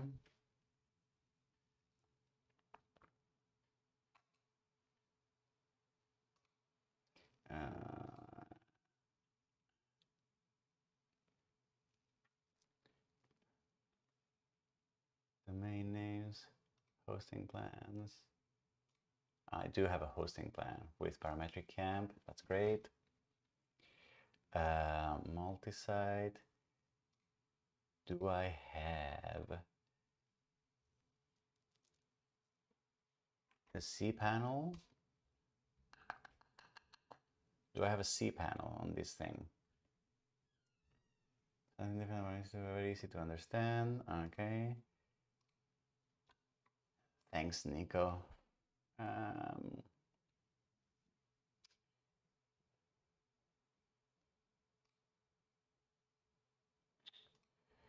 oh boy, sorry, I'm gonna show you. So I used to use, I'm now kind of transitioning to Namecheap, but I used to use this European server, OVH, because I do have this thing about data privacy in the EU, so I still kind of like doing that. But it's a little old school. Namecheap has better tools, and I'm kind of forgetting how to access the cPanel of OVH access cPanel. How to access the cPanel. Deploying cPanel on a VPS. No, that's not what I want. Explore a cPanel dedicated server. No. Hosting. OVH file hosting. How did I do this? Modifying.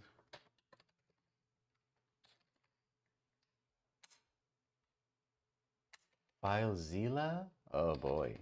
Do I need to do that? FileZilla? Is that what I'm gonna have to do? Do I have FileZilla? And what host do I have? Oh no. Oh boy. So we might actually be better off just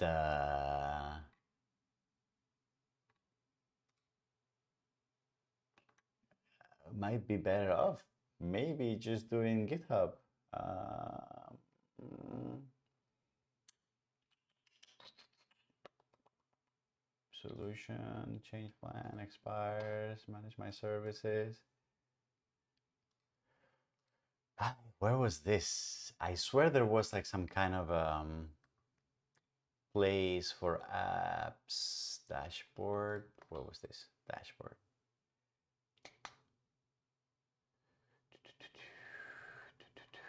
All right.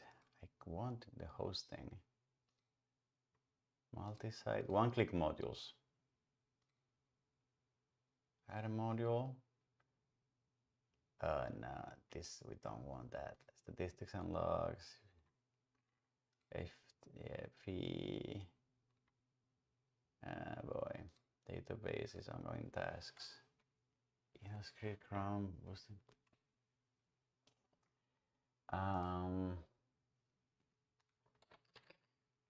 FileZilla.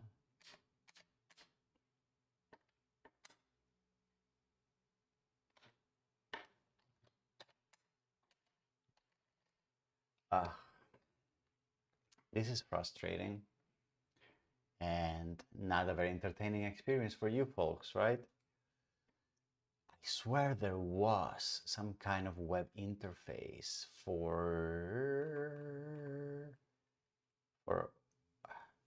OVH file upload web interface. Is that correct? Uploading your image, pushing a website on your OVH control panel. I do have that. Define your project, blah, blah, blah.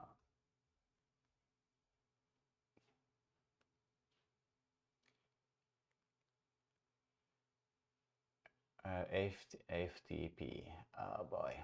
So I do need an FTP. Well, let me see if FTP is the solution. I'm going to do FileZilla. I'm going to hide this a little bit because I'm going to check some of my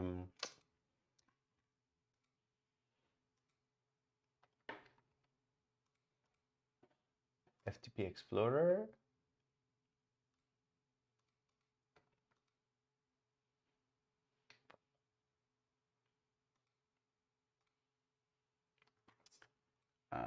Boy, hold on. Not very exciting.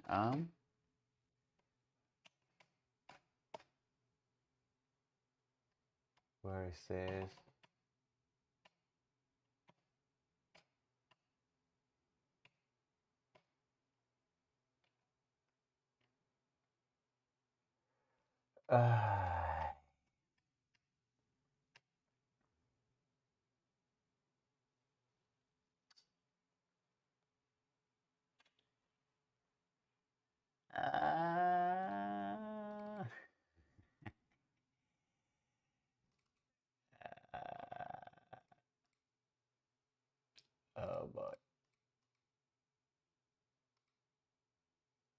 And I don't even have a backup of the website. That's kind of crazy. I really want to put this somewhere. So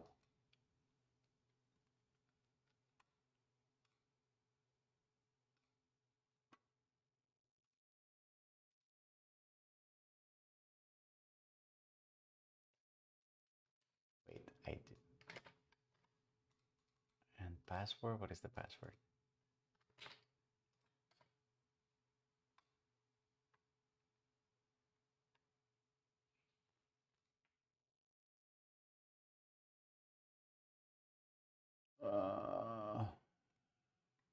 Okay. Nope. And I don't have the password.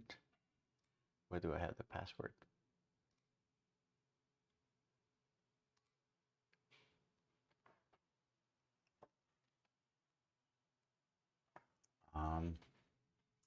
Sorry, folks. I'm almost there.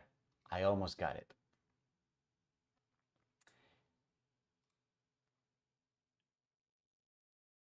I almost got it. Maybe I need to just overwrite this.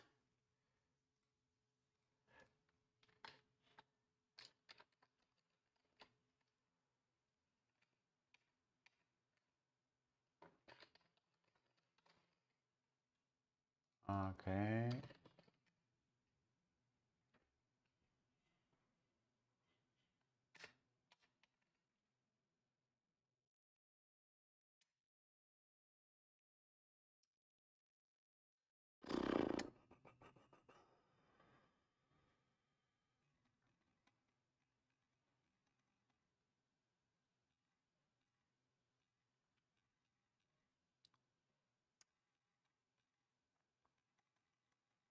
Yeah, I don't know.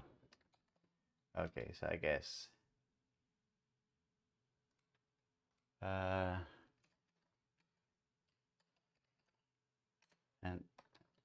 then the pass. I'm just gonna change the password.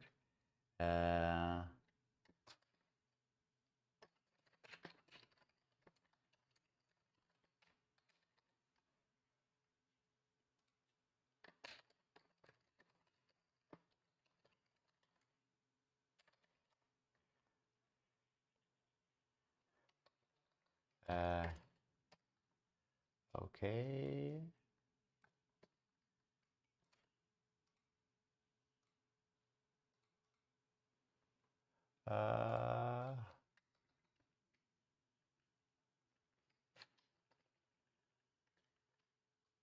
Okay. Why can I not?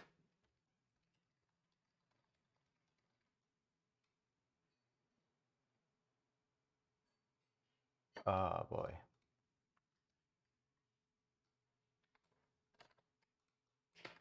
Okay. All right. I think I got it. I am trying now to connect to create a new host. A new site. Host is going to be. What is the host going to be? Port 21. User.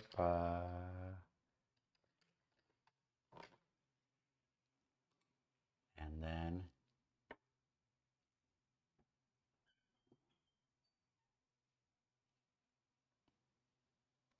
Okay. And what if I do SFTP port?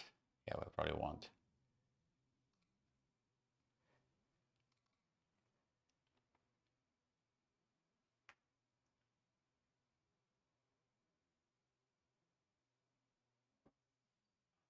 Oh boy.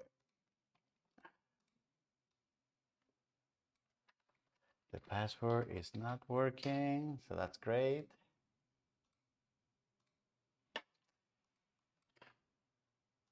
Oh yeah, because I copied the wrong. Okay.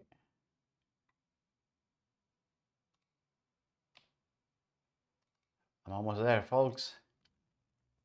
SFTP. Oh boy. Oh, okay. So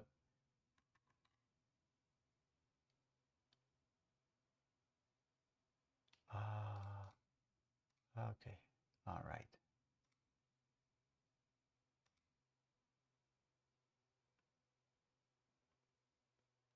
Oh, it's not working. Why?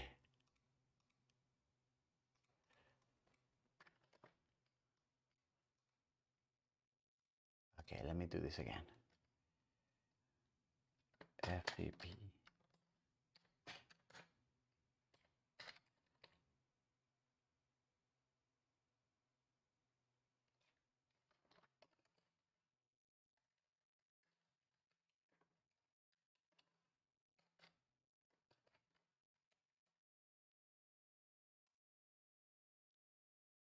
Okay.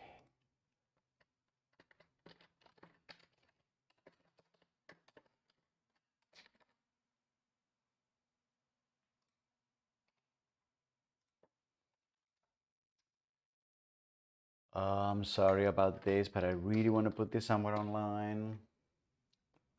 This is kind of lame. Sorry, folks.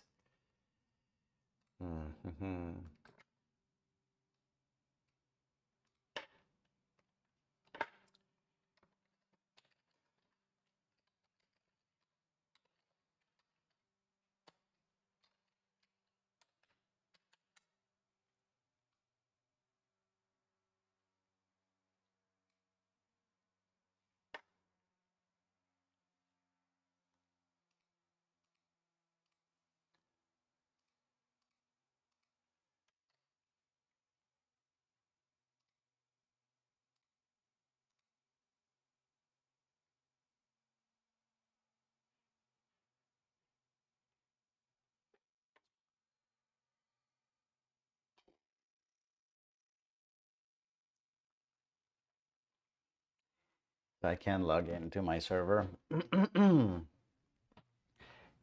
Great, huh? And I don't know why. And it's probably some stupid password. Up, up.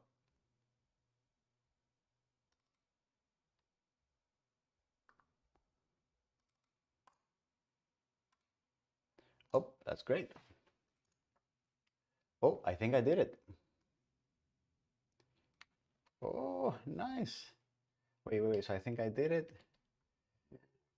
So let me, where are we? This PC, desktop, where are we? Web DALI. So here, if I make create a directory, DALI, we make this here, we upload this, and then we go parametric.cam.dali. Wait, it's gonna work. And then it has my API key here, which we don't want to. Yay, it works. Oh my God, great. Okay. All right, so I can now close all of this, and I'm going to remove this.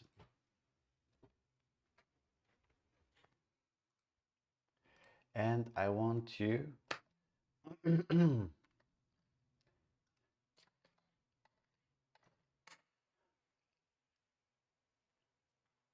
okay.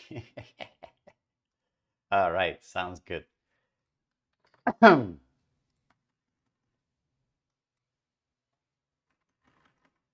Okay, let's do this.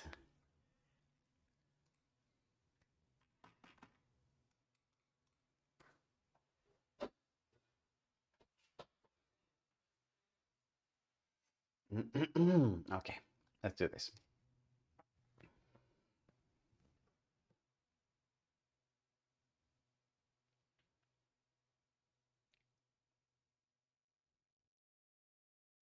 So how are we going to wrap this up? Well, I think the best thing we can do is, if we made a web app, can we actually upload it somewhere to the web and make it live in the space and other people to use it? So what we're going to do is, well, first of all, I have this website called parametric.camp with this placeholder which I never use. Wait. Oh, my hair was so much darker back at the time. Oh my God, I'm aging so much. Anyway, so what I would like to do is something where I can say, for example, parametric.cam.dali, right? And then access the app as a sub module or as a sub page in my website, if you will. So what I'm going to do is I am under control of my website, so I can use, for example, FTP. I'm not going to explain this, but if you're into basic web programming, I do have a hosting where I can point to the web folder using FTP. I can access the files in my server using FTP.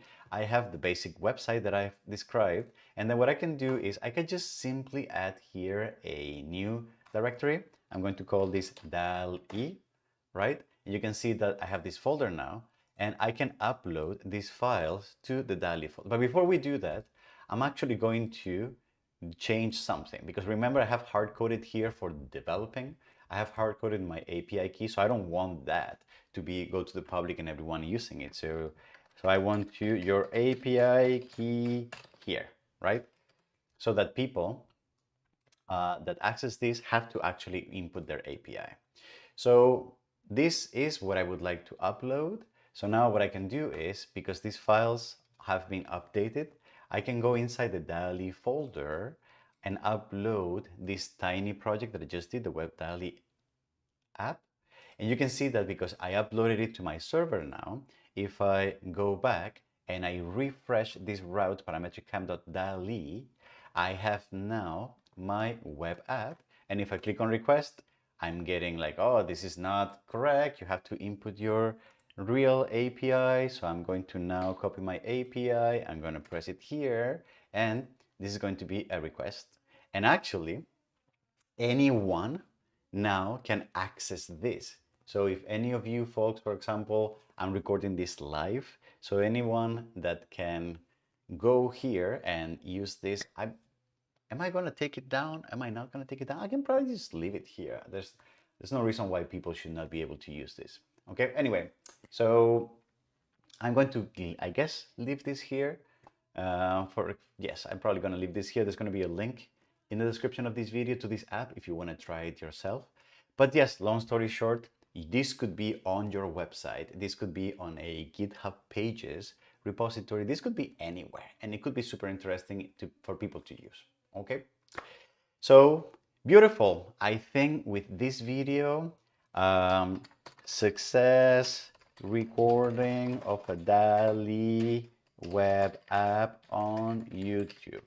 And with this video, we're going to celebrate the completion of this by generating an image that is going to be, whoa! Yay! So that's what DALI thinks that this should be about. Okay, well, if you made it all the way to the end of this video, thank you. We were very excited about being here and about making our first web app in this channel, I guess, but also to show you how these techniques, access to AI tools, etc., can be very easily wrapped into web apps that can be used by anyone. So now this can go on your website. You can impress your potential employers like, hey, I made this thing. You can generate images. You can do many things. You can now work with how these images are embedded. You can display them. You can now paint on them. There's many things you can expand from here. Okay, but I'm going to leave that up to you, creative audience, to figure out how can we expand on this technique. All right. Thank you very much. Thank you for being here. If you liked this content, maybe consider liking this video, subscribing to the channel, hitting the like button, saying hi on the comments, joining the Discord server, or any other thing that may please you to become more integrated in our community.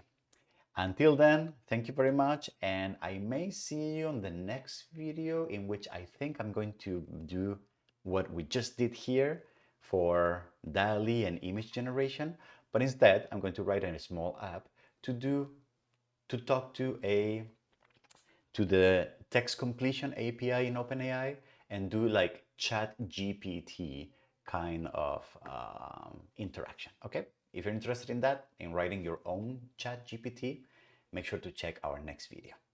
Thank you. Bye bye.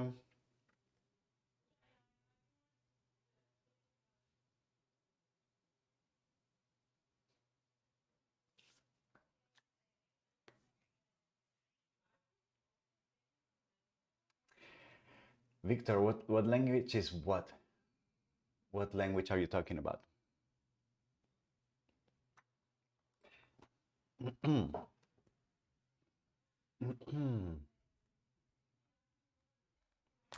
Okay, so I have a reminder here. Record the introduction. So let's do that. And in order to do that, I'm actually going to go to the DALI.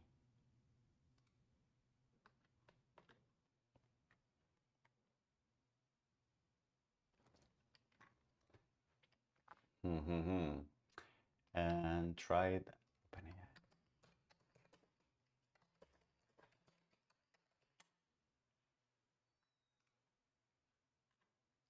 Sign up. API docs.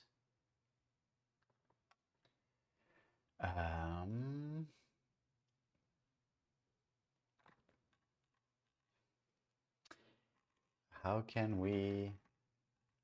I think we need to log in, right? API, log in. Yeah, okay.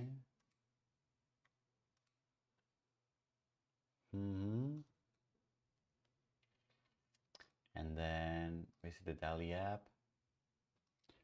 Fun here. Fun, we don't need this. Oh boy, seriously.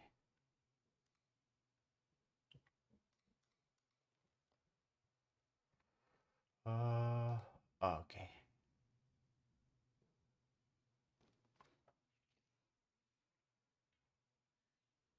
Okay.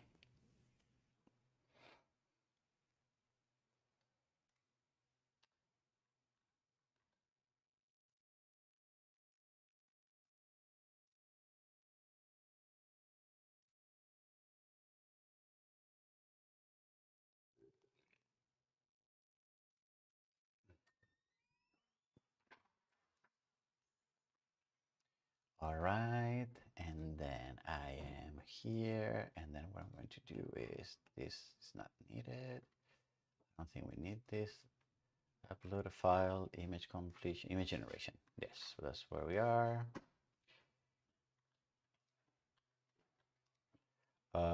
And then here,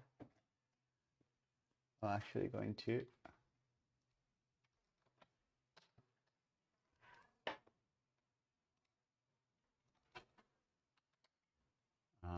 oh boy, what were the request parameters? Yes, exactly. I'm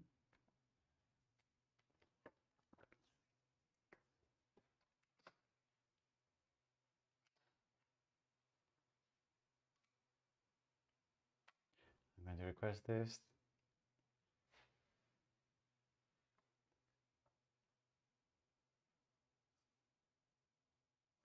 Okay, I think this can probably be the app.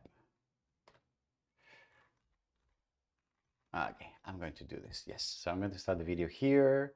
I'm going to explain that this, the API, blah, blah, blah, and DALI. So we're going to write our own. And you can see that it's here. Okay.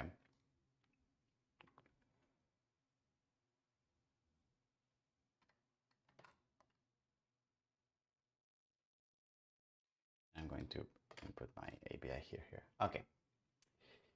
Beautiful, beautiful.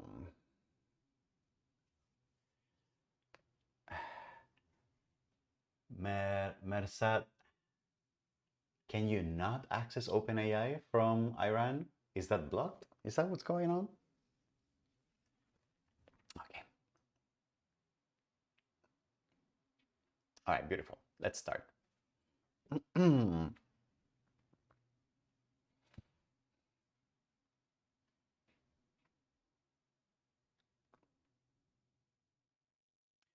Hello, this is Jose Luis, and welcome to another video in this mini series. Starting over again.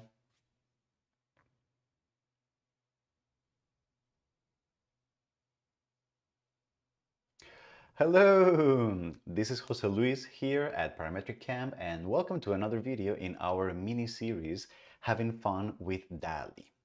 In these previous videos, I've shown you starting over again.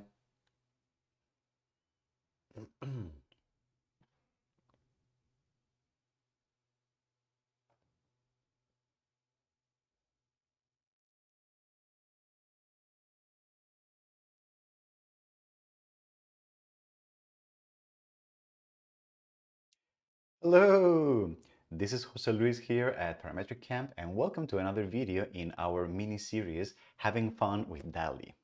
What I would like to show you in this video is how to make your own web app that is going to be able to ping the OpenAI API for text generation and dynamically get images on your web app without having to go through the API or the starting over again. What do I want to say, really? Um, what do I want to say? I want to say,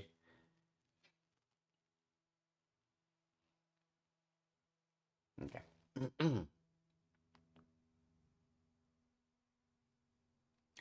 Hello, this is Jose Luis here at Parametric Camp, and welcome to another video in our mini series, Fun with DALI.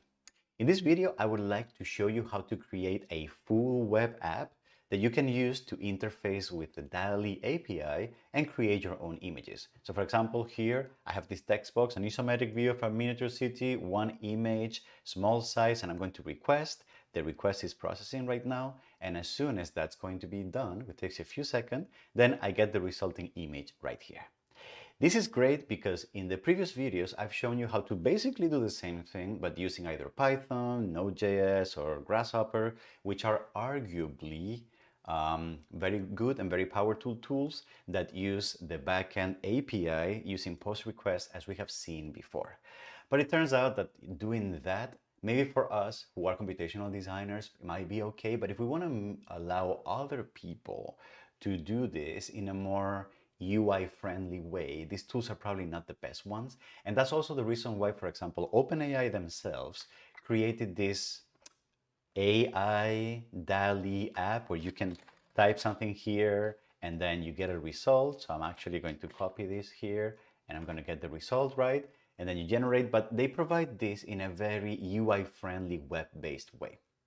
And this is so because web is one of the most democratic mediums these days.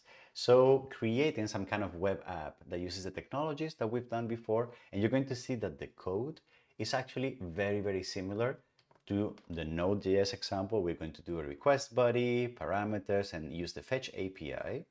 It's just that we're going to have to do a little bit of DOM manipulation to figure out how to retrieve text from these UI elements, how to make the button work, etc., etc. But it's going to be super fun. And now you can actually, if you upload this to some kind of hosting or some kind of domain, like a website that you own, in this case, for this video, I uploaded to parametric.camp/DALI. Or, for example, if you were using GitHub pages, you could probably upload this to your GitHub page, right? By doing that, you can provide a link to anyone, and then anyone can do this. I'm actually, hopefully, I'm going to provide my nephews and my nieces with a link so they can use this on their own. Okay, so this is great. It's going to be super easy. It's going to be a translation of the Node.js version of what we did in the previous video. And it's going to be also a way to speed you up through the process of creating simple interactive web applications. Okay, so less talking and more text to image. Is that what we do? Let's get hands-on and learn how to do a web app that pings the DALI API and that allows us to do text to image generation on our own. Let's see what that looks like.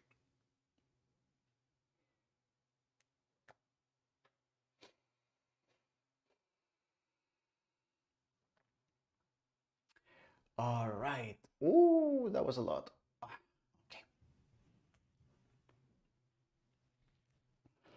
How's everyone doing? Okay. I would like to. Right. Wasif, I'm going to take a bio break.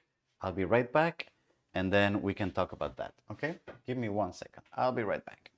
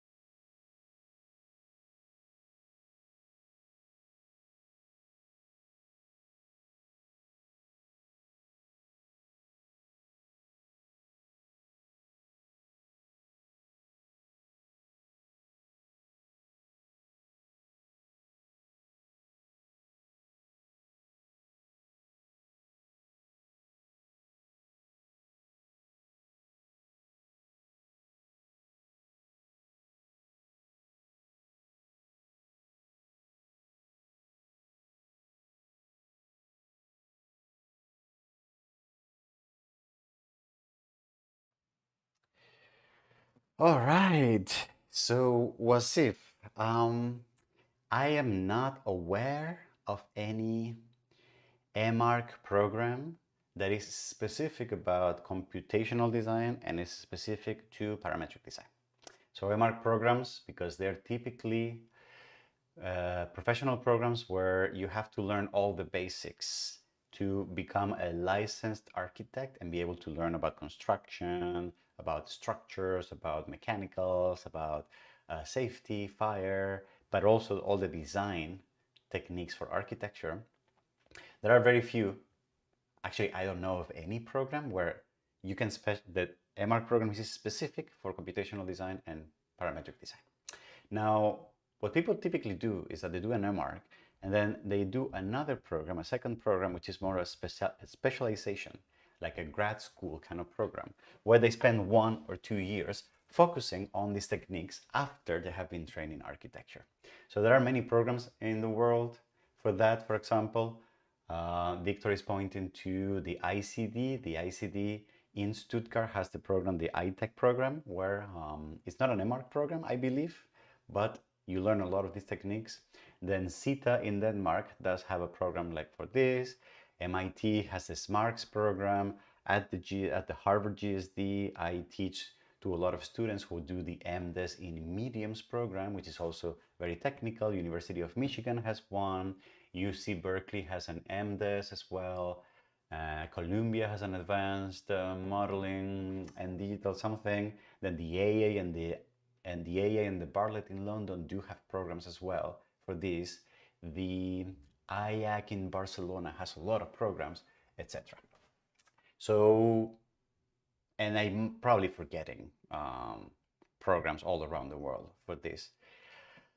But what I'm saying is there's no straight MARC for this. You could probably just do an MARC first, try to use during your studio learning, and for other classes, use as many computational techniques as you can. Use Grasshopper a lot. Use code to, I don't know, code for structural calculations is a very common thing to do. And once you build a portfolio of studio work and MARC work where you have used computational techniques, that will probably help you a lot to apply to a second program where you specialize in these techniques, and then you become an amazing computational designer and you go out and you change the world. Those are my 2 cents. Mehrad is pointing to Design Morphine. They also have now, they started an online only program, I believe, where you can specialize in these things as well. It's run by Mike Pryor, very smart, very capable person. He is the father of pufferfish, and I cannot connect you to any platform where you can learn, because this is something that we're all trying to figure out. So this is as good as an advice as I can give you, or this is as good as a platform to make those connections. Okay, beautiful. I hope that was helpful. Those are my opinions. That was a little bit of my path as well. I did an MArch in Spain, and then I did an MDes at Harvard, a master's in design at Harvard with technology, and that's how I got into this whole thing. Beautiful. So I want to do also the GPT example for this. So probably what we can do is this example can be a bit shorter. So what I can do is I can basically skip through the creation of all the HTML and the CSS and focus on what is different from GPT, and just cut to the chase basically. How are we going to do that? How are we going to do that? So we're going to do the same thing. We're going to do the same thing. I'm going to this and this. I probably want this out. Text completion. What is the text completions endpoint exactly? Okay. The completions endpoint, and try ChatGPT.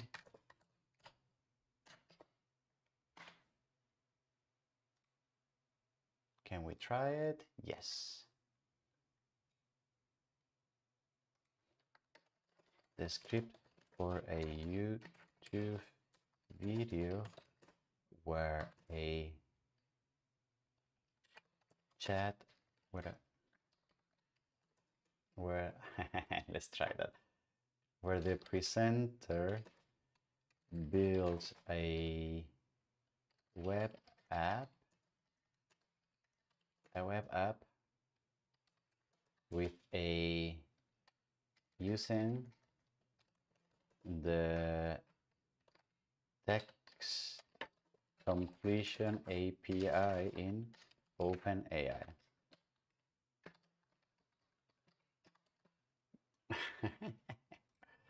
Okay, I'm gonna keep this here. Okay, new chat, clear conversations. For YouTube video, the presenter or the host builds a web app using the text completion API in blah blah blah. Okay, so that's there. The web app, DALI, web DALI. So we're going to do web GPT, and I'm going to copy some boilerplate code that I have for another different example. Okay, so I'm going to copy and paste this up. And I'm going to add this to the folder, and then remove this from the folder,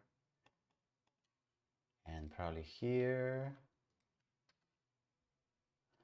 I'm going to paste my key here. No, where is my key? Where is my key? Where is my key here? My key is here.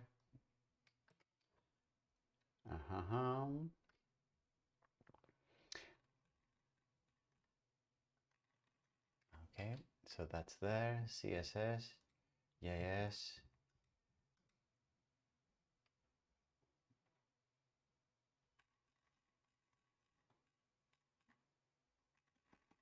And then I can probably just delete all of this.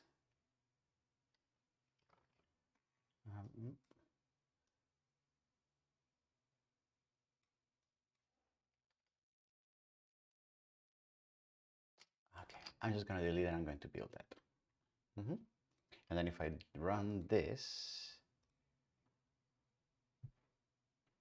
we should have,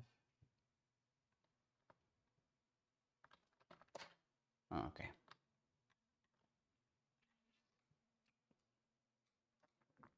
I can describe that on the video. I can describe that on the video, yes. And then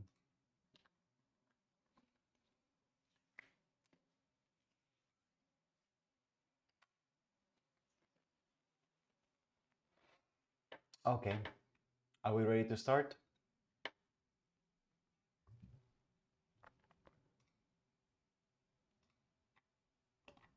Okay.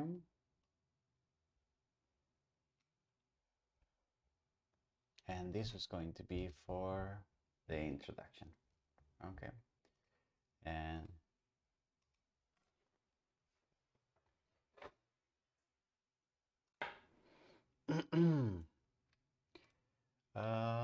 and then image generation.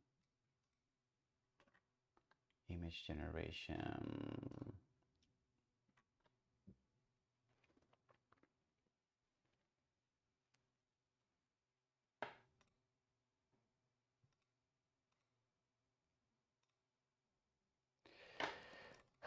Okay. Hello GPT.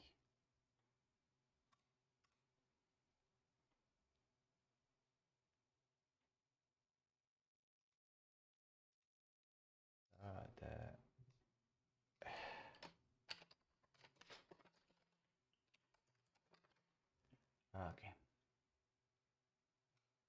That here, we're here, and this is the, yes. I've started a live server. Okay.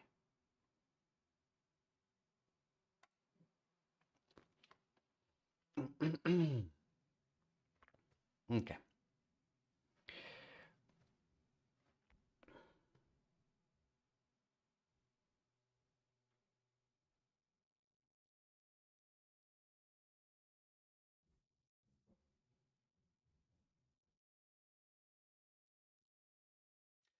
How are we going to start doing this? Well, I'm going to, if you haven't watched the previous video in this series where I was teaching you how to make a web app to use the DALL-E API to do image generation, then I will definitely recommend that you check out that video first, because in that video I went over the details of how to build the UI and how to build the web, etc., etc. And in this video, I'm going to skip through that part and I'm going to go straight into building the functionality. So if you haven't seen that video, there's going to be a pop-up showing up here, a label, a link showing up on the somewhere on the screen with a link to the DALL-E web app, and there might be a description or a link to that video in the description as well. Okay, so but the technique that we're going to use for text generation, as if it was ChatGPT, is going to be very similar to the one we used when we were doing text to image generation. So if you remember, what we did was we went to the OpenAI documentation and we found the create image endpoint, and we saw like, oh, we have to make a post request to this URL. The request needs to have this kind of information, and what we will get in response will be this, an object with all the information that we have requested. Well, it turns out that ChatGPT, is basically a model that falls under the category of text completion. So if we go to the documentation and into text completion, you're going to see like a very long explanation of how it works, the token system, classification, how it was trained, ways to improve the accuracy, and a lot of like, let's say, like nice description. That was a very terrible way of saying, like a lot of explanations of how the model works. But if you actually want to go straight to the documentation of the API, you can click here and you can see that for completions, the completion API has an endpoint, which is basically this URL, which means that the post request, instead of going to the image generation, it goes to this particular URL here. and that the request needs to look something like this. So the body needs to have which model we're using. It needs to have the text, how many tokens we're using, which are kind of like words, not exactly, etc. Or the temperature and the top P, which basically mean how precise or how crazy the response you want to have, okay? If you want to learn more about what those means, I definitely recommend you check the documentation, okay? How many completions do we want? And a couple of other parameters that I will explain very soon. And what we will get will be a response that will look something like this. We will get some information about the request, and then instead of a data array like we used to have with the images, we will get a choices array which will have all the completions generated for the same prompt. So if we want more than one, we will have multiple elements in the choices array.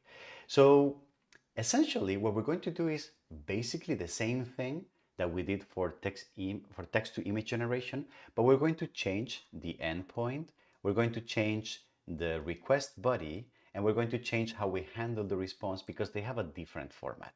But the technique using building a simple UI in HTML and then using JavaScript to retrieve the information, make a fetch request to this endpoint with the information in the proper format and then handling the response is going to be exactly the same. Okay, so let me show you how that is going to look like and where are we going to start.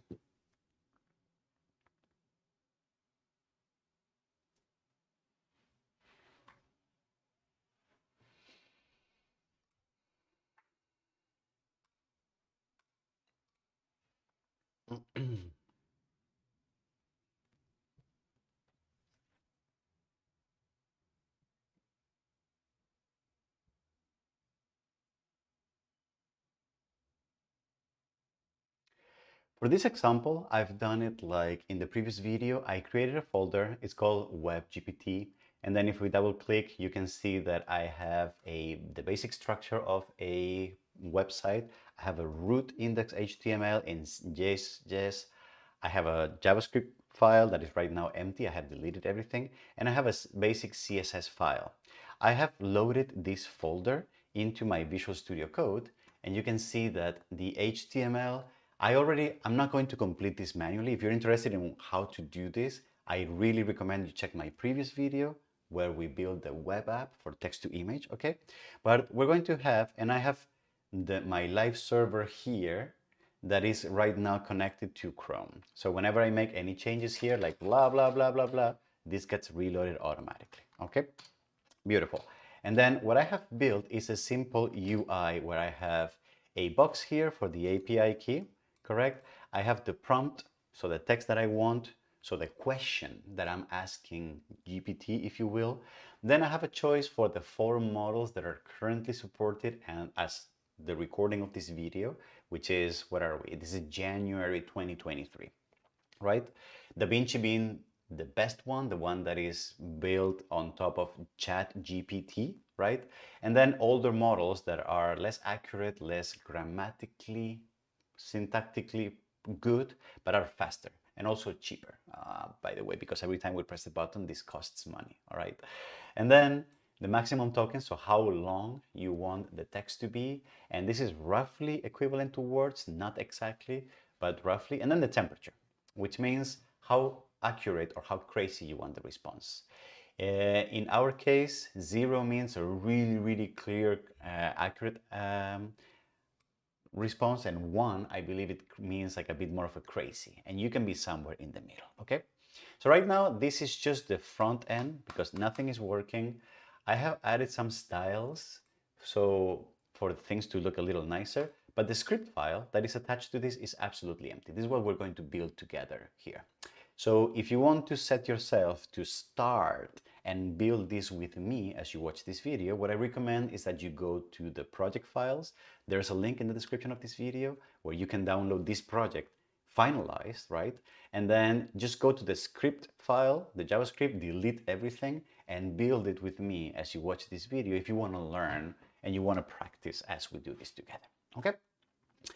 Beautiful. So let's start by the basics. The first thing that I would like to make is I want to pick up the request button. So what I'm going to do is I'm going to write a variable request button, and I'm going to fetch from the DOM, I'm going to fetch that button. All right. And then what I'm going to do is for that request button, I'm going to attach some behavior. I'm going to say whenever this is clicked, I want you to do something. And that something is going to be what? So I'm going to fetch, for example, what I'm going to do is I'm going to retrieve information that is important for the request. I'm going to copy and paste here. I'm going to speed into this because we just did this in the previous video, right? So what I'm going to do is I'm going to retrieve the API key, which is here. So I'm taking this from the text box. The prompt is going to be, I'm going to select the text box and I'm going to take the value. And then for the model, I'm going to iterate over all the radio buttons and I'm going to pick up the one that is checked and store that as part of the model. Then I'm going to turn these tokens. So I'm going to fetch from the token count element. I'm going to read the value and turn it into a number. And the temperature, I'm going to do the same. I'm going to get the element by ID that is called temperature. I'm going to read the value and I'm going to turn it into a number. And with this, I have now all the values individually of what I need for my request, okay? What that means is that with these individual values, what I can do now is I can create a request body, a JSON object that conforms to the standard that is needed for our request, okay? So what's that going to look like? I'm going to copy and paste this again, all right? So I'm going to say, well, I'm going to make a request body where I'm going to have, and let me dock this here on the right side. So completions, create completion. Where is the example? Yes. So I have the model, which I took from here. I have the prompt, which I also took from the UI, the tokens and the temperature. We have them here. I'm going to hard code top P to be somewhere in the middle because I read in the documentation that it's not good to tinker with both the temperature and top P. So it's good to either work with one or the other. So I'm going to, as a design decision, to let the users only play with the temperature. And then we're not going to stream. Stream is a way to have the API, instead of give you the full result at once, which takes a bit more time, to just send you bits and pieces. So if you remember from when I showed the ChatGPT example, you remember how the words were adding up, right? So that's how that effect is done. It's just that handling a request that is a stream response is way, way more involved than just getting the full thing at once. So to keep it simple, we're going to just do that ourselves here. And then we're not going to do log props. And then when I was preparing for this stream, I noticed that the documentation tells you that a good way to control where the GPT model stops is to give it a character and say, whenever you find this character, you're welcome to stop. And in the documentation, it has the new line character. However, I was trying this out and I was basically getting empty responses, which was very strange. And then I was looking through I was doing some Googling and people were saying that they were having problems with this. So for the sake of this video, I've decided to just not have a stop symbol, right? And then to make sure things are working so far, I'm going to dump to the console the request body here, okay? And let's see if this works. So I have my API key, my prompt, whatever. I'm going to request this. And you can see that the model is that right now my app is dumping here in the console, is dumping the object that we're going to use as the request body for the request to our endpoint. Okay? Beautiful. So with this, we're probably good. I think the next thing that we want to do is to actually make the request. So in order to do that, we're going to use the same technique we use for text to image, which was basically going to be to create a request, to make that request, and then to handle the response. So if you remember, we did something that looked like this. So we created a second object where we said the parameters for the request are that this is a post request, not get, not delete, not put. These are the headers which include the API key, which we already fetched from here, okay? And then we stringify the request body, because since this is going to go through the internet is very good at transmitting strings, but it's not great at transmitting native JSON objects. So that's why we need to stringify this. Beautiful. And then what we're going to do is we're going to fetch the response. So first of all, we're going to give ourselves we're going to create a variable that is going to be the endpoint here. So let's get the endpoint, all right? And this is the same as the one that we saw in the documentation, this one here. This is where we want to send our requests. And then what I would like to do is I'm going to fetch, all right? And then what I'm going to do is I'm going to fetch the GPT endpoint. That's what I'm going to point at. I'm going to use the request parameters that I have defined here. And then because, again, this is asynchronous, I'm going to prepare, like, whenever this resolves, I want you to call this function. And this function is a function that I'm going to define on the fly. So it's a function that is going to take some kind of response, and it's going to take that response and it's going to serialize the body of the response to a JSON file. And because this is also an asynchronous object that returns a asynchronous function that returns a promise, I'm also going to handle whenever that resolves what needs to happen. And for the time being, what I'm going to do is I'm going to define a function that is going to take the JSON object that has been deserialized and is going to just print it to the console so that we can see if the response is working or not. So ChatGPT, I'm going to write 32 tokens here because I'm a little cheap. I want to save some money while I debug, right? And I'm going to do ADA, which is the cheaper model, but also the fastest one, okay? So I'm going to do that and I'm going to press the request. And then you can see that the request went through and that in the logs, I can see that I got a completion with the information of when it was created, etc., the choices, and I get one choice, which is in a city of towering buildings and bright colors, the blah, blah, blah. I don't know, because I can't see it well in the console. But it does look like it's working. It does look like it's getting results back from the server. So with this, the only thing that we need to do now is we need to change this from a dump in the console to something that adds that text here to the box. Let me show you how to do that.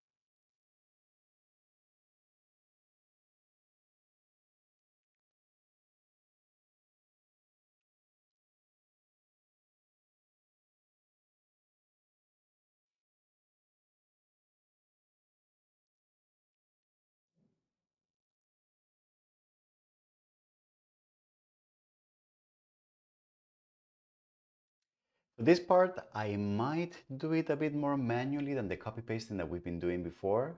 So what are we going to do? I'm going to define a function just like we had in the previous example for text to image. I'm going to create a function that is going to be called add text. And this add text is going to get some JSON data. And it's going to take that data and it's going to add text elements that are going to show up here in the completions. All right. So what is that going to look like? Well, first of all, I need to retrieve the container. So that's going to be the text container. So what I'm going to do is I'm going to say const container is going to be document.getElement by ID. All right. And then what I'm going to do here is, if you remember, the completions API told us that whenever we get a completion, it has this element called choices, which is an array with all the completions. And then inside of it, text is what we're targeting. So what I would like to do is basically with a for loop, go over all the elements. So I is less than JSON data dot choices dot length I plus plus, and then let choice equals JSON data dot choices dot I. Okay. And then what I would like to do is I would like to make an object that I'm going to attach here, which is going to have that text. Okay. So how is that going to look? Well, let me, for example, say I'm going to create a div object. That's going to be, for example, text. The answer is going to be document.createElement. It's going to be a division object because remember, when we were doing HTML, wrapping everything inside of a div ended up being nicer because then things don't stack on top of each other side by side. It was just not nice. So it's always nice to have a division if you want things stacked line by line, to have a division and then inside of it have whatever you want to render. So what I'm going to do is answer div is going to be a div, all right? And then for the answer div, the class name is I'm going to define it as an answer because I want this div to get some styles. I do have some styles here, which is that anything that is an answer is going to get like this light gray kind of background color. So that's why I'm attaching to the class names this answer so that it gets properly styled.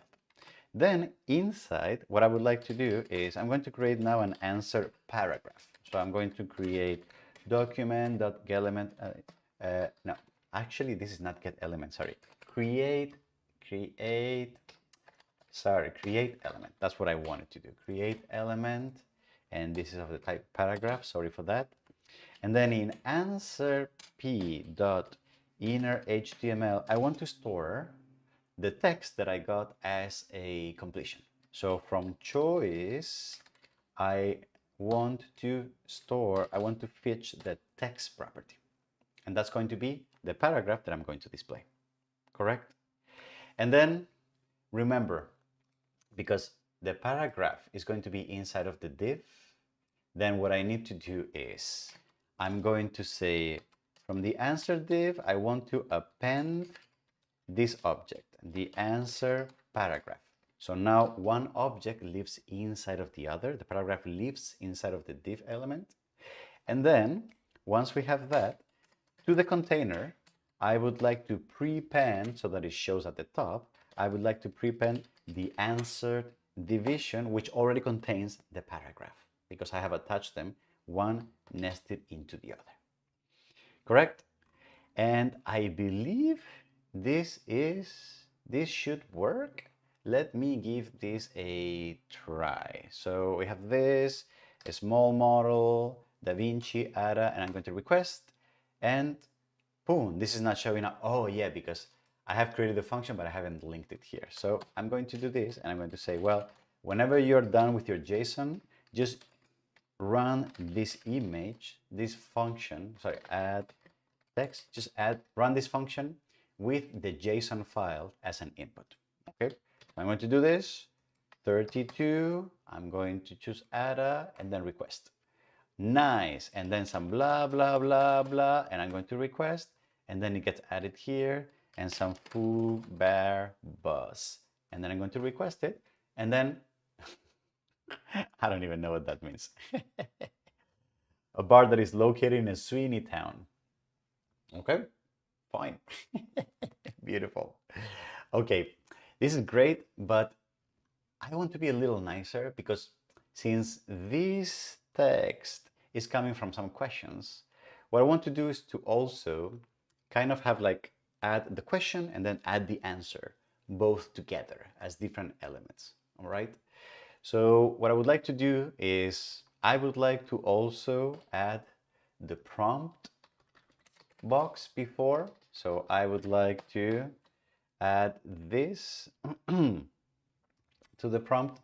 What that means is I'm going to create a div with a question, also add a class. I'm going to create a question, a paragraph inside, and inside I'm going to store the prompt. But the prompt, I don't have it anywhere, right? So I don't have the prompt as part of the response. So something that I would need to do is somehow connect the prompt that I had here with this. The way to do that is that, first of all, this function is going to accept also a prompt. And then here I'm going to rewrite this to say, well, whenever you are done parsing the JSON, then I'm going to define a function that is going to take the JSON. And then once it has the JSON, it's going to call the add text function. And it's going to pass that JSON object, but also the prompt that was available here as a variable. Okay? So instead of passing the function as a callback, what I'm doing is I am creating an anonymous function here that is taking the input JSON, and then inside that function, it's calling the add text function with that argument and with additional data here. So I'm going to save this. I'm going to run this here, add a request, and then, what happened here? Oh, I didn't append it to the container. So now what I want to do is I want to prepend here, and I want to prepend the question. I want to the question div and the answer div, one after the other. So 32, add a request, and here we go. We got the prompt, and then we got the response, and blue, and blah, blah, blah, blah, blah, and then this and that. And it goes all the way to the top because I am prepending here. All right. Beautiful. All right. And I think with this, we are probably a good way to go. However, I'm going to show you something that I did offline and that I would like you to see, just like to make this a little more sparkly, if you will.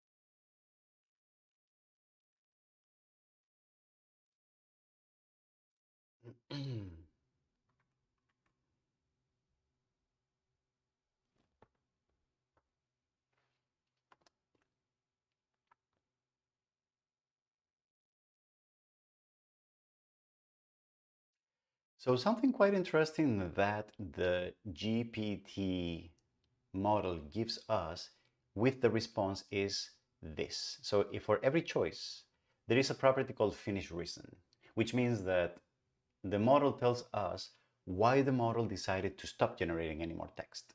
That could have basically two options. One being the option that it exhausted how many words it got to the length that you specified and therefore it stopped generating any more text. Or sometimes the model decides that whatever it was meant to say, it said it in a complete and closed way. So it decides to stop generating because the meaning and the content is already good enough. Okay, so that is a property that comes with the response finish reason. So what I've added here in the code, and I did this offline because otherwise this video is going to be too long. So what I did was to the JSON data, I started looking at the finish reason. And then what I said, well, if the reason was length, I'm going to output this code. If the reason was that it stopped, I'm going to output this. And in any other case, I'm just going to output a message about, yeah, well, I don't know what's going on here. Okay. And on top of that, I filled in with some of the nice feedback that we did in the previous video, where at certain points in the life of the program, I am adding to the request status, I'm adding whether if the request was started or whether if there was an error that needs to be shown here, or whether if we got some success. So if everything was well and we received enough responses for that prompt, etc., etc.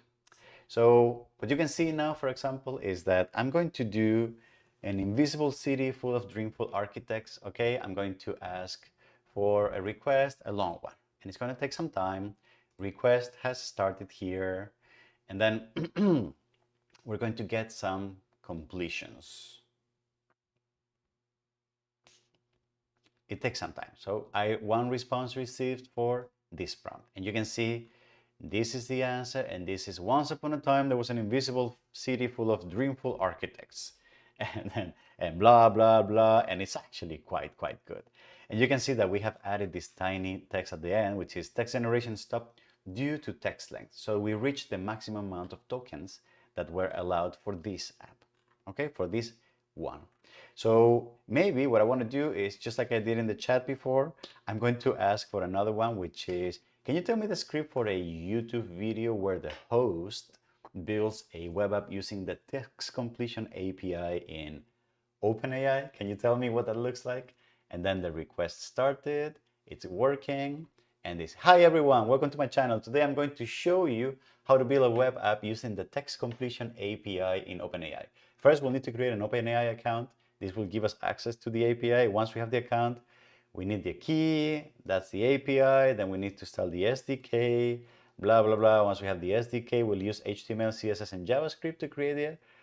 We need to create a form that would allow us to input.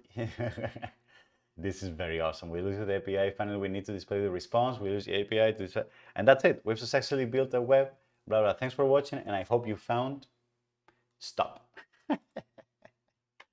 That's pretty awesome. All right, so I guess that's what it is, all right?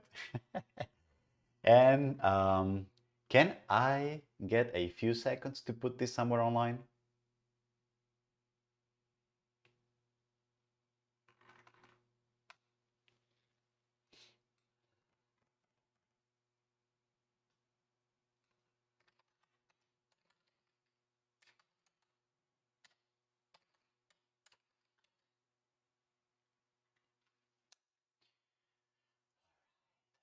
So let's put that somewhere online.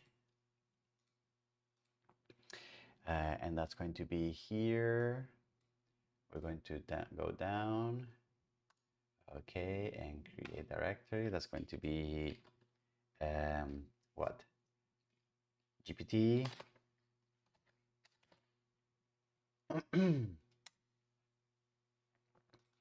Okay, GPT. We're going to upload all of these web GPT here. And then we're going to do to parametric camp.gpt. And we have this here. We paste our key, and then we do add a blah, blah, blah. And we do DaVinci. Okay. Okay, so I'm going to go back to the video then.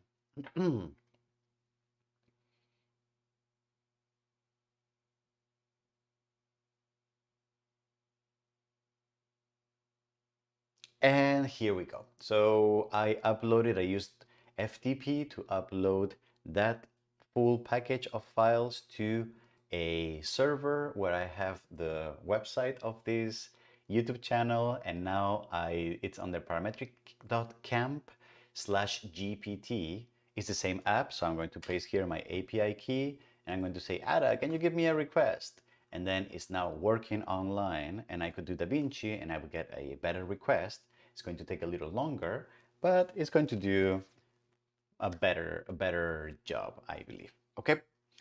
Well, this is great because now you have the capacity to have your own ChatGPT. You don't have to go through the one in OpenAI, whether if you're fine with that or not, whether if you want to contribute to the training and have what you're asking be saved in some database, or just do it. They're probably saving it in the database anyway with the API, but whatever. I'm just guessing this is nicer. It's also a nerdy thing to build your own ChatGPT, because maybe you want to make it a little cleaner and look more like a chat bot, and maybe like have a conversation with it, maybe integrate it in some larger web app that does other things, that listens to your voice.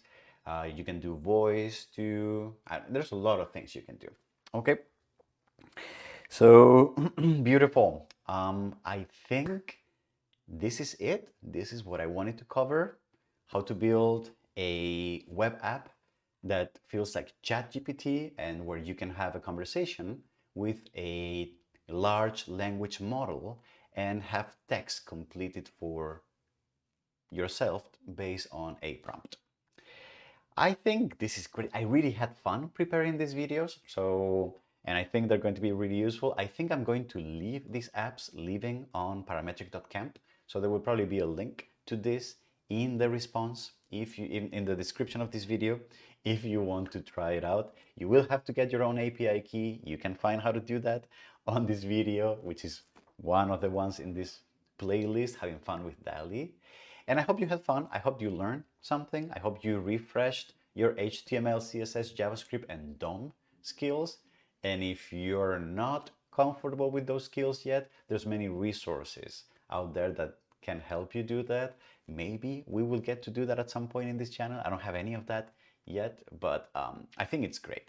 And at any rate, the code for this whole thing is there's a link in the description of this video. So feel free to go check it out, modify it, make it look nicer, arguably, which I haven't done, and build something cool. If you build something cool, please, please, please share it with us in the comments of this video. On our Discord server especially, we have a community where we have conversations throughout the week, throughout the year, when I'm not live streaming, where we're not recording, and where people help each other and share a lot of the work that they do. So I would very much be very happy to see what you've built based on this video. Okay, and with that, I think I am done with what I wanted to do. Thank you very much, and hopefully if you liked this, maybe show some love, liking, subscribing, and all those things. And I hope to see you sometime in some other video, or I hope to see you in the chat while we are live streaming and recording these tutorials, or in any form that you wish. Thanks a lot, and see you in some other video. Bye bye.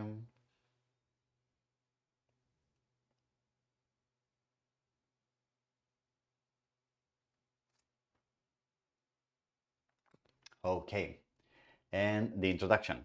I need to record the introduction.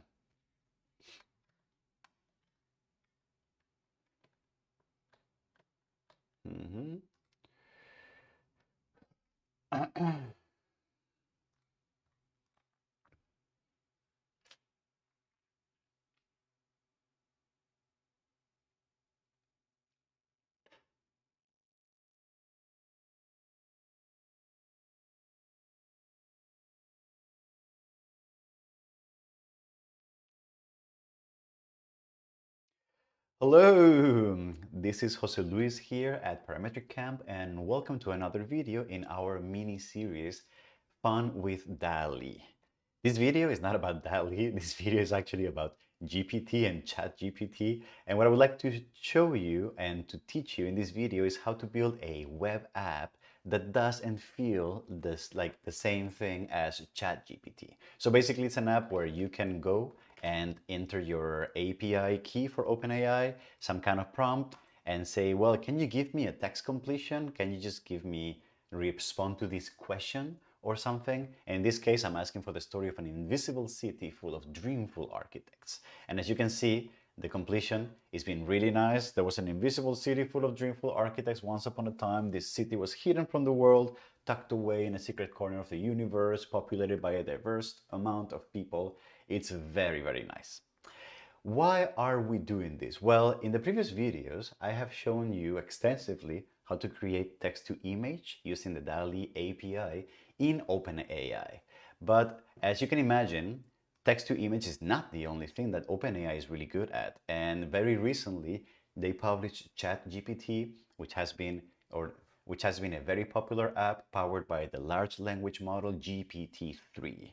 And then, just like we were using the image generation API, we can go to the text completion API and see that using this endpoint and sticking to these parameters for the body and this for the request, we can actually build something very, very similar to the actual ChatGPT function that they have, the ChatGPT web app that OpenAI has.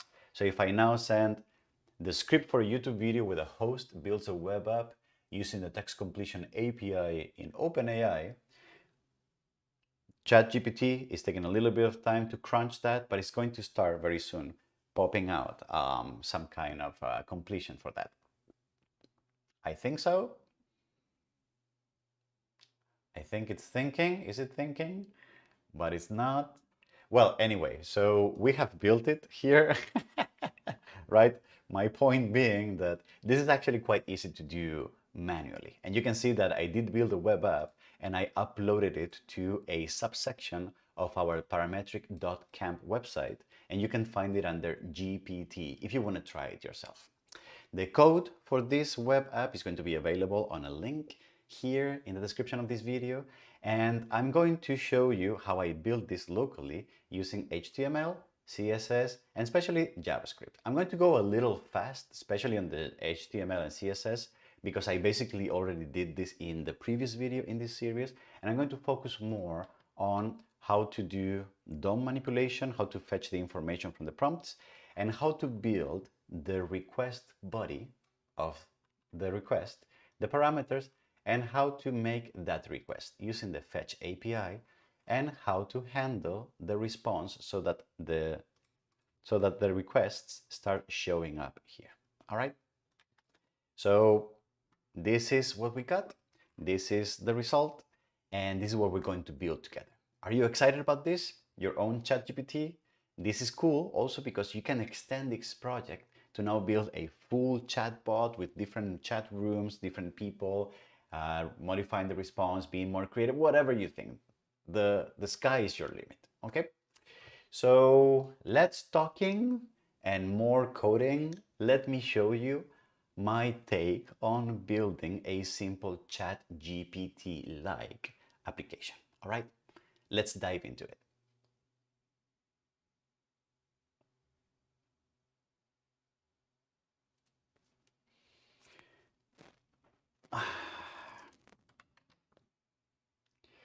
All right. Okay, what do we got? Victor, that's actually a very good idea. We could disable the button. That's a good one. Yes. I didn't think about that, but I would definitely implement that. It sounds like a very good idea.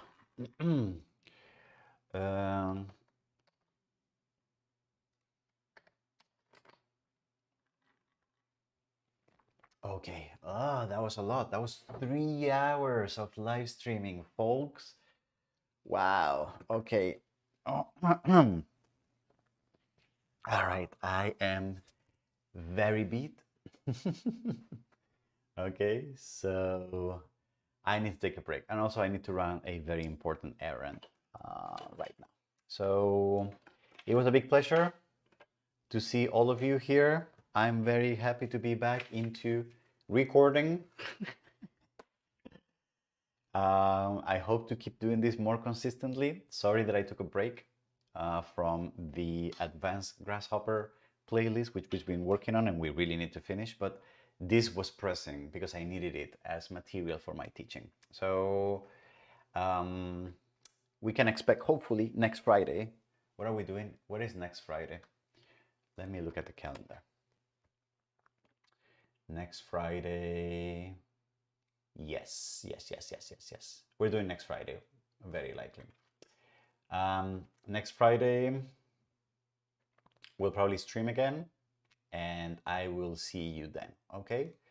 Thank you very much, everyone. Have a good weekend, and the videos will be published next week, probably, and I will see you around. Bye-bye.